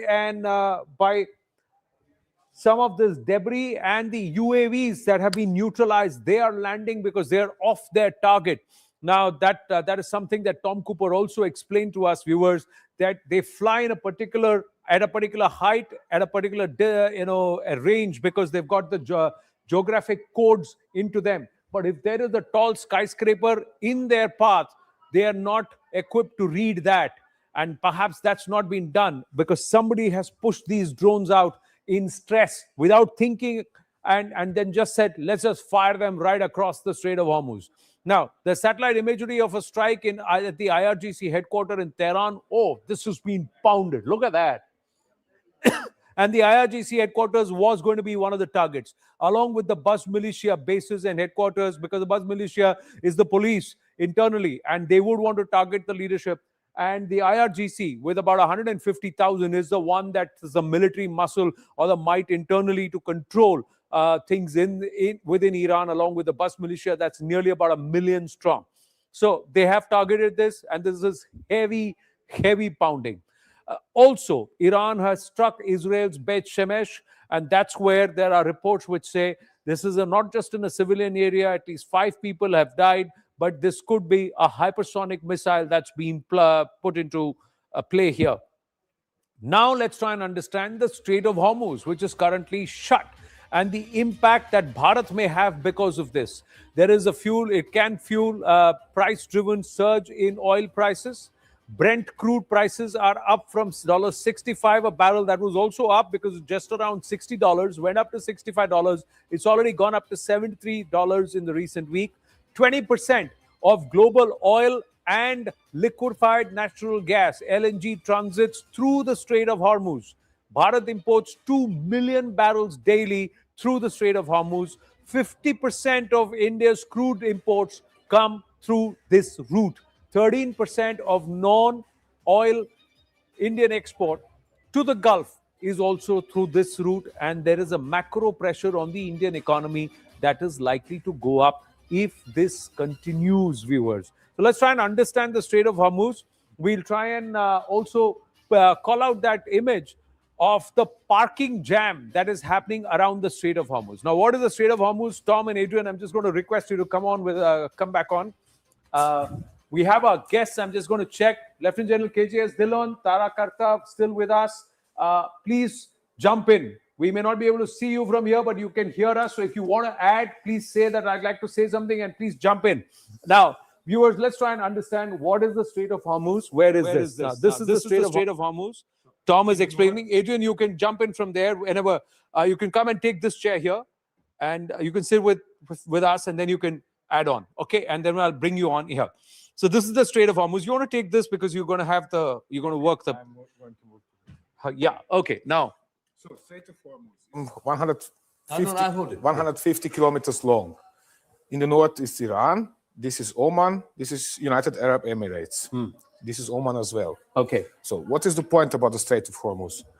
It is very shallow, 25 to 50 meters deep. This means if something the size of a tanker, super tanker, or ultra large crude carrier is sunk inside the Strait of Hormuz, it's very easy to block. Another point is, I'm trying to resize it, just a second. Yeah. So the inboard line, the line leading into the Persian Gulf, is leading along its northern side, along the Iranian coast. That out? I draw it, yes. Good idea. So just a second. Yeah. So it's leading like this. So this is the inbound line. Yes. Okay. Just a second to delete this. A second try. And then like this. Okay. So this is the inbound line. And the inbound, sorry, you can write it as inbound. Okay, yes. Inbound. And this is Iran. This is Iran. So that's the Iranian side. So whatever goes in goes from via the Iranian side. Yes, exactly. Okay. What's more, partially this line is leading through the Iranian territorial waters. So Iranian territorial waters is something, just a second, are going like this. Okay. There are two important islands here. Yes. Greater and Lesser Thumb, which are disputed between Iran and the United Arab Emirates. But the IRGC has missile batteries on them, anti-ship missile batteries. Anti-ship missile batteries here. Yes. These you can see. These Viewers, you islands. see these two small islands here, this one and this one. So this is now with Iran, and there are anti-ship missile batteries here. Anti-ship and SAM batteries as well. And SAMs also. That is surface-to-air missiles. Yes. So they are also here in this region. Exactly. So that means any ship coming here, Iran has the ability to pound them immediately. Immediately, yes. They see them. They can see them. They can watch also U.S. Navy warships moving along this line, along the inboard line, and they can watch them from the coast, from the island of Kashmir. They see them, except it's very foggy, which is quite often the case in the Persian Gulf, but nevertheless. So it is also so that the American warships, every time they are passing by through these waters into the Persian Gulf, they are engaging electronic warfare systems so strong that then all of this area in Iran is losing, for example, capability to watch TV. Right. Okay. Because such strong electronic warfare systems. Right. In turn, there is also the way out, which is leading south of this lane. It's going like approximately like this. Point is the following. Everything closer to Omani and United Arab Emirates coast is too shallow for most of huge big tankers. So this is shallow. Yes. Okay, this part is shallow. Okay, and this is the outbound. This is the outbound region. This is out. Yeah. So this is the shallow waters. The big tankers can't go from here, so they will have to move out a little more.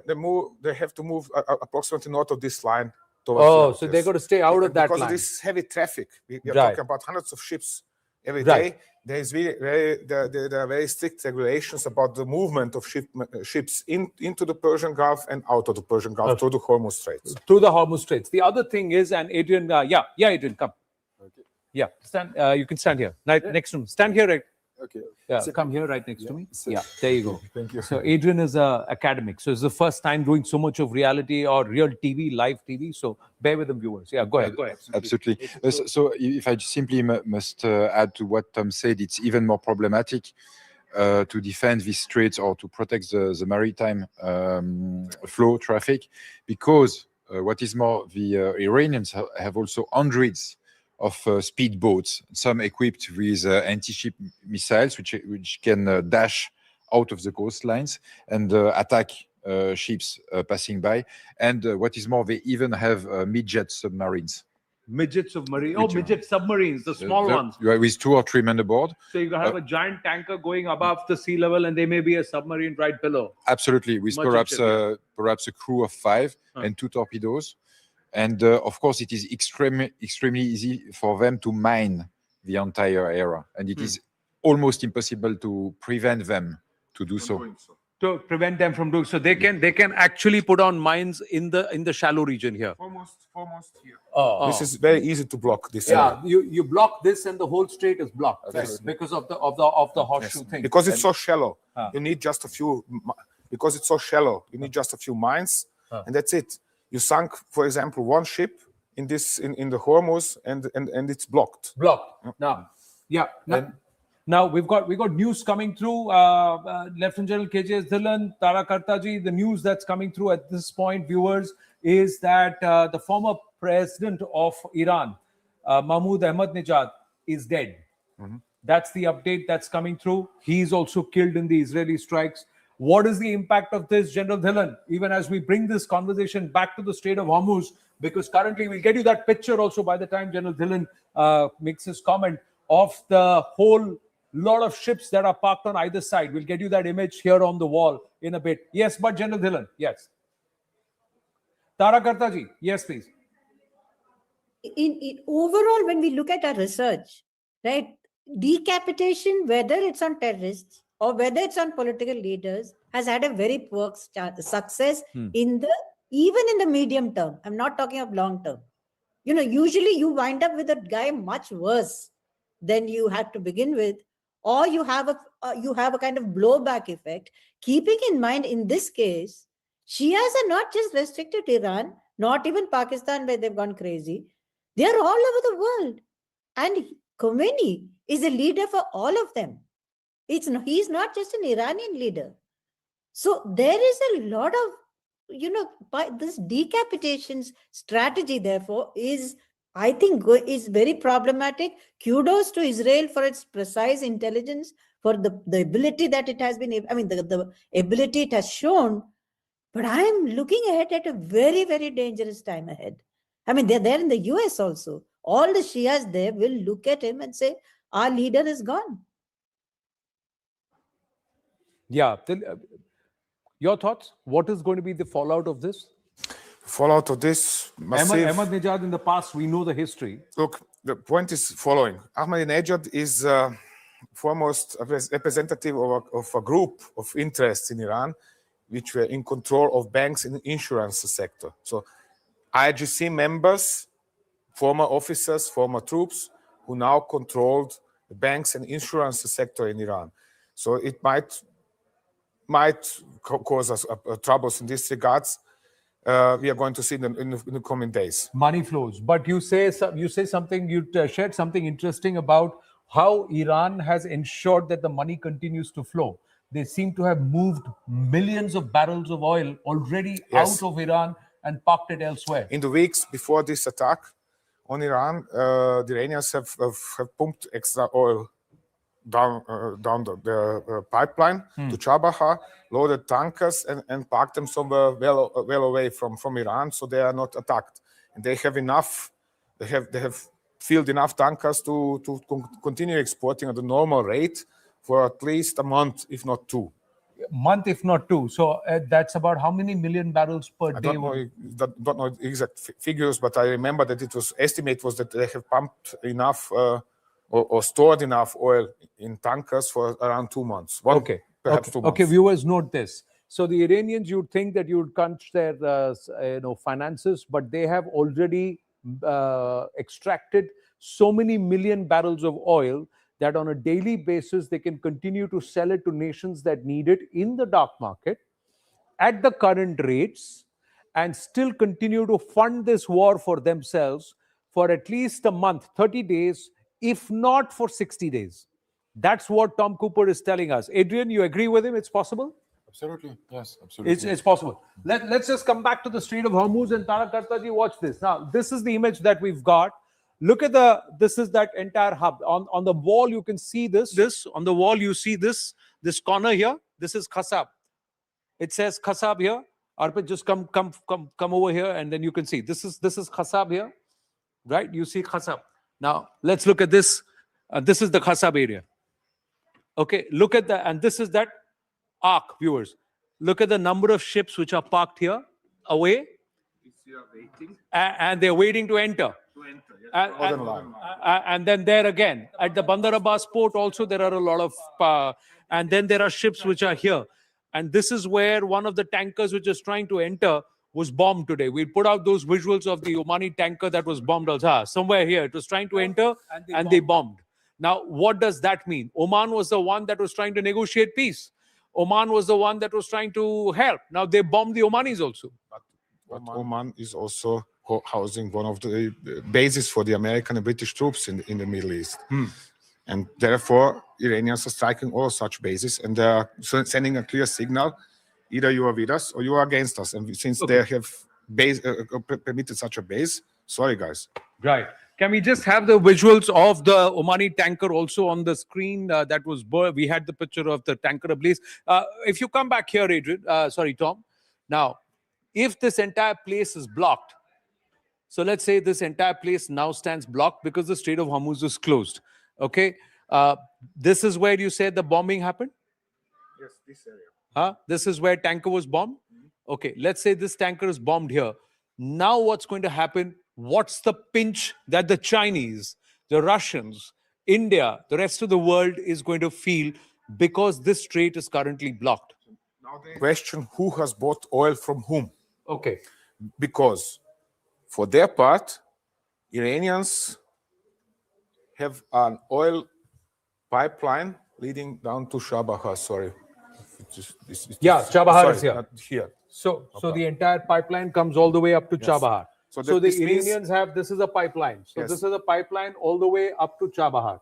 Precisely on basis of experiences from war with Iraq in the 1980s, when there were also such discussions about closing the Strait of Hormuz, they have decided, okay, we have to build a pipeline which is connecting our oil fields in the north, not actually, this is Western Iran, down all the way to the coast of the Oman Gulf, sorry. And therefore, they have built this pipeline, and they can continue exporting. But oil producers here in the Persian Gulf, now they can't export. Right. Now, so if oil producers in the Persian Gulf, so that is, if we were to reduce this, I'm going to delete all the images, and let's try and reduce this. And we'll see which are the countries which are going to get affected all around the Persian Gulf. So we've got UAE. UAE doesn't have oil, but Qatar has, Bahrain has, Kuwait has, and they all have natural gas. Iraq has. There is, and of course, then you will have Oman, which will also get impacted because of this. Absolutely. I'm marking them. Yeah.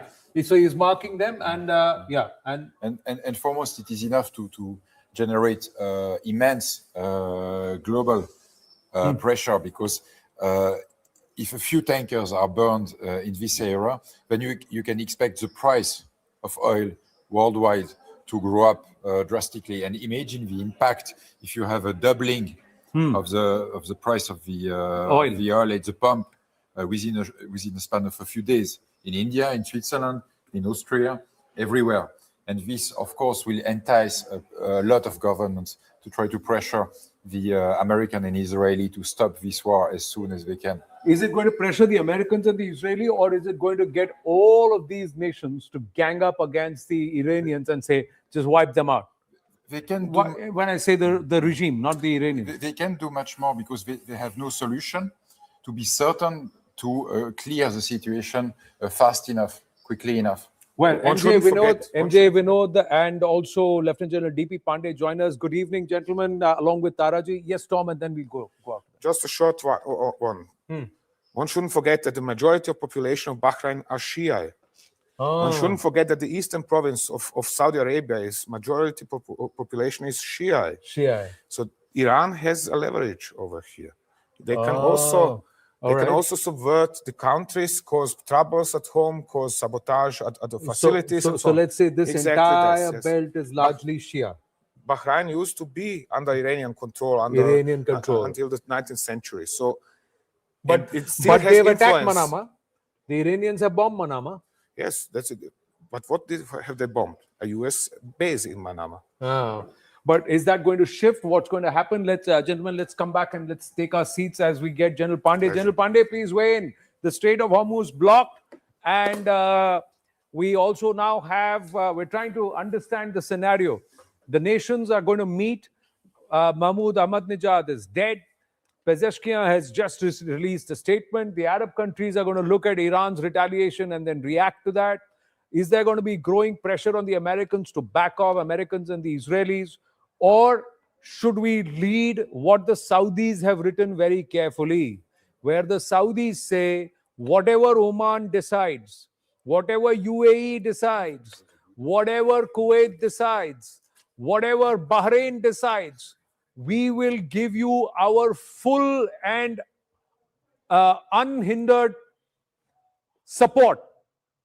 Does that mean more than what the Israelis are saying? Because there is talk, General Pandey, that the Saudis also implored the Americans to go ahead and stop this regime.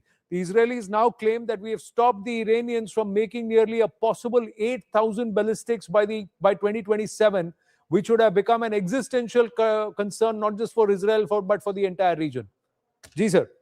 Yeah, Anand, so there are three major issues you have talked of, and I'll just try and cover all three. 8,000 ballistic missiles. The whole issue was not only rolling back of nuclear umbrella weapons program, which I think in a discussion in Oman, Iranians have virtually agreed to majority of the things which Americans wanted. But they said, and I think Khamenei said about 24 hours back very clearly, that ballistics missile program I'm not going to roll back. So who was under threat of it? You Americans with the hypersonic missile systems, they still had a warning before their continent could be struck in Europe. They could have taken care of it. But the people who were under threat were the Saudis, right? So that is a concern. Now, second is this issue which you just mentioned about Saudis imploring Americans to take out Iran. I don't think so that may be appropriate, because about a month back, the Saudis had said that we will not allow, and all the Gulf countries had said very clearly, and they reached out to the Iranian president and said that we will not allow Americans to use their territory for any efforts against Iran. Right. But yet Iran has got a strategy in place which is flawed, and which I can talk about it later. But the fact is that they started opening fire not on Israel first, but rather on the Gulf countries, the first targets who, and you trust, imagine Oman, Right. which was the neutralist of all countries forever since its creation, ever in this region, right? Everybody is polarized to one side or other. But Omanis are possibly one of the most simplest people. But then you go out and strike them who were actually helping them out in this whole effort. So there's one part. Now, coming on to the energy issue. Is everybody going to go back to Americans and say stop? No, I don't think so. Right. Everybody is going to now say that this cancer, okay, it may not be appropriate. I'm not talking the Iranian people. I'm talking the regime. Yeah. This cancer which has been sucking us out and dry. And there's a large section of Iranian population also which will come out and possibly implore that, okay, 40 years of sanctions, the Americans are bad guys. But please understand, the world has gone beyond to a development phase in which all the targets in Dubai, in Abu Dhabi, are not military targets which this regime is targeting. They are targeting which Palm Islands or this Palm Jumeirah. targeting, yeah, Palm Jumeirah, and they are targeting Burj Khalifa. You are targeting exactly those structures which are towards modernity, right? And therefore, rather than going towards the current contemporary world environment where everybody is living a different era, you continue to live in a world or environment where destroy America, destroy Israel, destroy, trying to get some peace in this area. You want to continue the path. And therefore, I think everybody was going to say, and again, just remember, the majority of the population is Sunnis. So they will like this whole thing problem to go away once for all. Right. Because you can't keep on pushing this problem for tomorrow when it's going to be bigger and bigger thing to be cut. I think, is there an energy crisis? I don't think so. For next 1 or 2 months, there's a major issue, right? Right. Why so? But I think one answer is given, and I'll just ask, which Tom has not spoken about. There is a land pipeline route to Red Sea, right? It may not have the enough capacity to pump, but then there are alternatives. There is an alternative which now India and other countries can now push Americans that we now need to diversify. By the way, you are doing business with Russia. If this is going to be prolonged affair, let's start pumping oil from Russia. And do you think that Russia is now going to stop selling oil? No, it is in this geopolitical game, no country is indispensable. And today, a lot of people are talking, is Russia going to side with Iran? Is China going to be siding with Iran? Look at Syria, what happened. Look at Afghanistan, what happened. Iran will fall in place in the same manner through the Chinese and through the Russians. So I've just given you a broad geopolitical environment today. And let me talk to you something else, and Taraji to think about and Anand to think about. Right. A major issue is, do you think this war is only related to this issue, or is it putting Chinese into place? Right. We're just going to save the China angle because it's a larger, longer conversation. Dan Pfefferman is also with us. Taraji, coming to you in a bit. We've got lots to cover, lots of ground to cover. We've got fresh visuals also coming through, viewers. That's a drone. That's not an aircraft. That's a drone. That's a UAV. I think that's the... Israeli Hermes 900. Yeah, it's a Israeli Hermes 900. That's the visuals coming in. That's being downed. The Iranians also claim that they have fired 4 ballistic missiles against at the USS Gerald, USS Abraham Lincoln. We are given to understand. Yes, the USS Abraham Lincoln has been attacked by 4 ballistic missiles, and Iran claims to have downed an American MQ-9 Reaper drone also. The Reapers actually hang very high in the sky, and then they have got great potency. But Dan Pfefferman, thank you for your patience, and thank you for joining us. Now, how do you see this? The Iranians don't seem to be backing down. The Israelis claim that they have actually preempted what could have turned out to be catastrophic sometime in 2027. And before it became a behemoth of ballistics, the Iranians, they have actually pushed them back, pegged them back. But there will be pressure, because if the Strait of Hormuz is closed, if there are civilians who are stranded, airspace is closed, there'll be pressure building on Israel and America to back off, to try and announce a ceasefire so that people can either get out or go back home. Yeah, this is a broad, multi-decade attack that Iran has been building and then launched on October 7th against Israel, and as you can see, against all of the moderate states in the region. And so from Israel's point of view, of course, we're not privy to what the CIA or the Mossad or decision makers have, but they saw this as a preemptive strike to ward off bigger offensives, bigger onslaughts by Iran and its various proxies around the region. And it was determined by the leadership, again, with information we're not all privy to, that this is the right time to strike while Iran is weak, while Iran is backed up. The Iranian proxy arrays have been all but dismantled around the region. And of course, after the June series of attacks by the United States and Israel. But this is a bigger American play that Israel is just a part of. There are bigger global geopolitical and regional issues at play here, and it was decided. I don't think a ceasefire is going to be on the table here. It was decided by the Americans, by Donald Trump, the leader of the free world, whether people like that or not, that this is time now to take down this Iranian regime. And so the scenarios that we can most likely expect, of course, I think with this American president, we've been all surprised time and again. But what we can expect and what he's said from his statements is that those in the IRGC, those in the military, can lay down their arms. New leadership, which if was not already identified and appointed, can step up, and maybe the Americans and others have worked to prepare some kind of alternative leadership similar to what happened in Venezuela. And the idea is to get some kind of leadership in Iran that would work with the international community, with the West, and would stop being a constant strategic and even existential threat to the region, to the international community. All right. We've got Dr. Ranganathan joining us. We've got MJ Vinod with us. Dan, I'm going to request you to stay on. And to all our guests and to our viewers, just stay with us. It's a compulsion. We've got to take a very short break. When we come back, we get our perspectives from all our other panelists and also expand the scope of this conversation. It's not just this area. You got to move up about 30,000 feet like a Reaper drone and look at the larger picture and say the nations that are going to be impacted and who's the actual end game here. Is it China? Is there more to it than meets the eye, as General Pandey asked? We'll try and answer all those questions. Stay with us, please.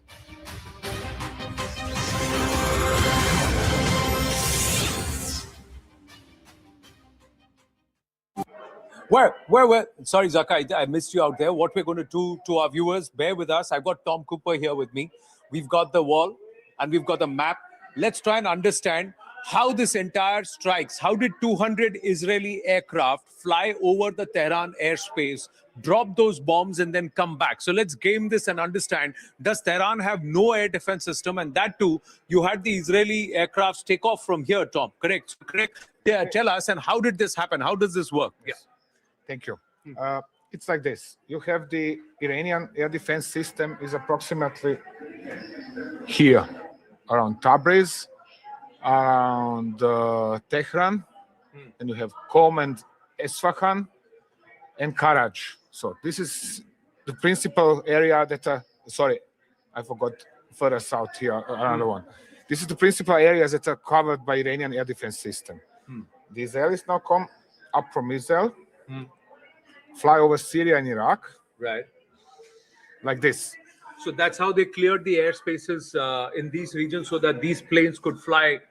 Exactly. This is why no airliners are currently permitted to fly over Iraq and over Syria. Right. So over the border between Iraq and Syria, there are US and Israeli tankers waiting for them, and they are refueling them in the air. In the air. So yes. The on-air, mid-air tankers. Okay, because this is more than a 2,000-kilometer journey that they have to It fly, is over 1,000 kilometers, 1,700 kilometers to the border, so 1,500 kilometers.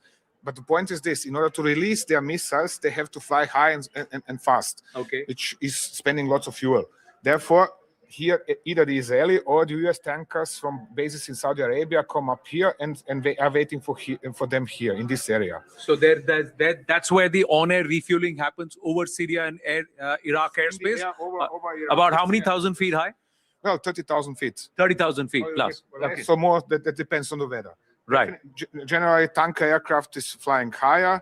It lowers its boom, and then comes the combat aircraft and refuels from that boom. Right. So they connect and they download the fuel. Right. So once this has happened, they accelerate, come up to, this is one of the principal launch zones. The other is up here, and they are shooting their air-launched ballistic missiles into Iran, like this, into central Iran. So, all right. Actually, the Israelis barely need to enter the Iranian airspace in order to hit targets deep inside Iran, approximately to the line Tehran, Esfahan, Bushehr. So that is this part of the story. Okay. Now, so let's erase this. Do you want to erase this? Okay. So we're going to erase all of this. And we're going to dive deeper into what's happening in Tehran. Why is it that when they are seeing so many ballistic missiles coming into Tehran, and yesterday over the Tehran airspace, these aircrafts actually flew over the Iranian airspace. So what happens there? Let's deep dive first. What happens when they are closer in? Just a second. Sorry.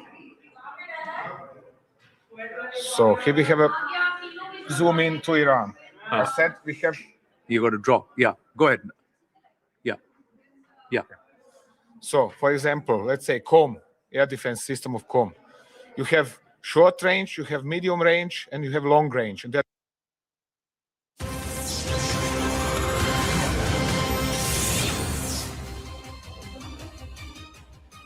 Back live, viewers, and we've just got update that Mahmoud Ahmadinejad, the former president of Iran, has also been killed in the Israeli strikes, US-Israeli strikes under Operation Lion's Roar or Epic Fury, irrespective of which name you'd like to say. But Fateh Khyber is not something that they're willing to let up on, the Iranians. They're going to come back, and they said, revenge is now our duty. So Ayatollah Ali Khamenei, the supreme leader, is dead. The interim leader is Ali Reza, Ayatollah Ali Reza. He's been named the interim leader. But Ali Shamkhani, the advisor for security affairs and secretary of defense council, has also been eliminated.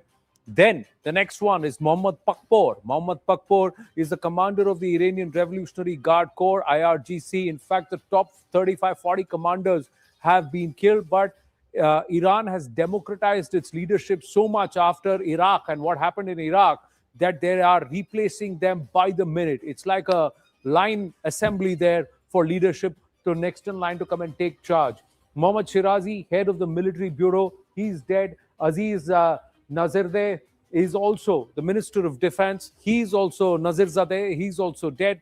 Abdul Rahim Mousavi, he's also now dead. Armed Forces Chief, the Tehran Command, totally leadership that's been wiped out. So that's the one. Now we are also given to understand that there is a Tehran Command, this entire summit camp. This is what General Pandey had helped us game and understand how these nuclear sites have been decimated and how they did. So the Northern Front, there was a Camp Alpha, that's the active ground. General Pandey, you want to take us through this entire command and how this whole thing operated? How did they enter the areas of Qom and come back? And how is it that this entire operation was gamed? It was multi-pronged. There was a lot of decades of intelligence that was also used.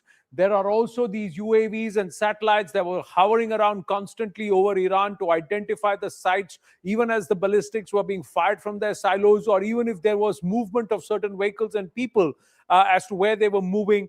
The Israelis, the Americans, they work very hard with their neighbors to do this. So can you explain this, please? So Anand, I'll just go back about 8 months back when Lion Rise happened. And if you recall, when we are discussing this, there are two things which came on very clearly. Why did they stop when the Iranians were down? And second was, why was Khamenei and the top leadership spared when everything else could have been taken out? They had all the intelligence, right? So that point of time, the Jessed Balam, which I talk of, very, very important facet, when you go for a larger conflict with a certain degree of confidence that in the international environment, you will be accepted what you have done is right. So therefore, that is the time, if you recall, a lot of movement, a lot of communication happened, and thereafter, the process of protecting the entire chain of command was happening. And then is the whole process of discussion which started, of talks and this thing. Eventually, I think in last about 2 months or 3 months, we have been talking on your channel as well, that the process of centering, it was only when the strike was to go, because eventually Khamenei had to shut the door, and Khamenei shut the door on the talks on 27th when he said the ballistic program, missile program will go on, and I am not going to close it. So possibly the nuclear weapons program will go on, while people are having other communication which is coming on the social media, which I don't agree. I think there is no way this regime, till the time Khamenei was alive or the top leadership was alive, would have done it. Now, these talks were getting extended. You know, at the last minute, something will happen and they were getting postponed. They were waiting for a very right opportune time. And please understand, the Israelis and Americans have not hit at the civilian target, while people are talking of a school being hit. I will not like to talk about it right now. But the fact is they had enough intelligence to know where the entire command control structure was coming for a conference. The first strike which happened, actually, if you recall, there were 3 places hit at the same time on the same place in the same moment at 8:15 or something in the morning. It was, again, generally the strikes have happened in the night, but this is the first time it happened in the morning hours, because this is a time when the conference was happening and nearly entire command structure was sitting all together, including the son, who was supposed to be the next possible this thing. So spiritual head, supreme leader. So this one is the command control centers have been first hit. The second was they needed to take out, that was in Tehran. Then they needed to take out all the ballistic missile systems and the storage systems which were there for carrying out targets, which happened to Tabriz, Qom, Kermanshah, and these areas.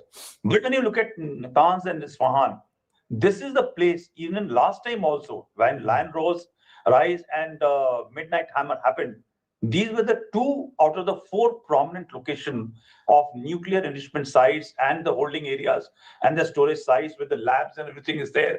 They got hit. Last time when they carried out the strikes in Midnight Hammer, they were not able to penetrate enough to reach that depth of 300, because when you carry out the bunker busters which go down, the second one has to actually go right on top of the head, follow through, and yet they were able to achieve not more than about 240 or 250 feet.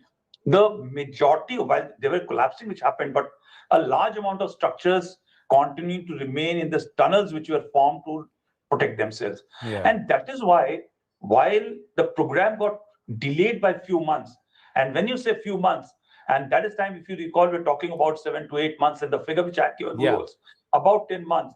Today, 8 months have happened, right? So the next step, which is very important for them to strike, was a nuclear command.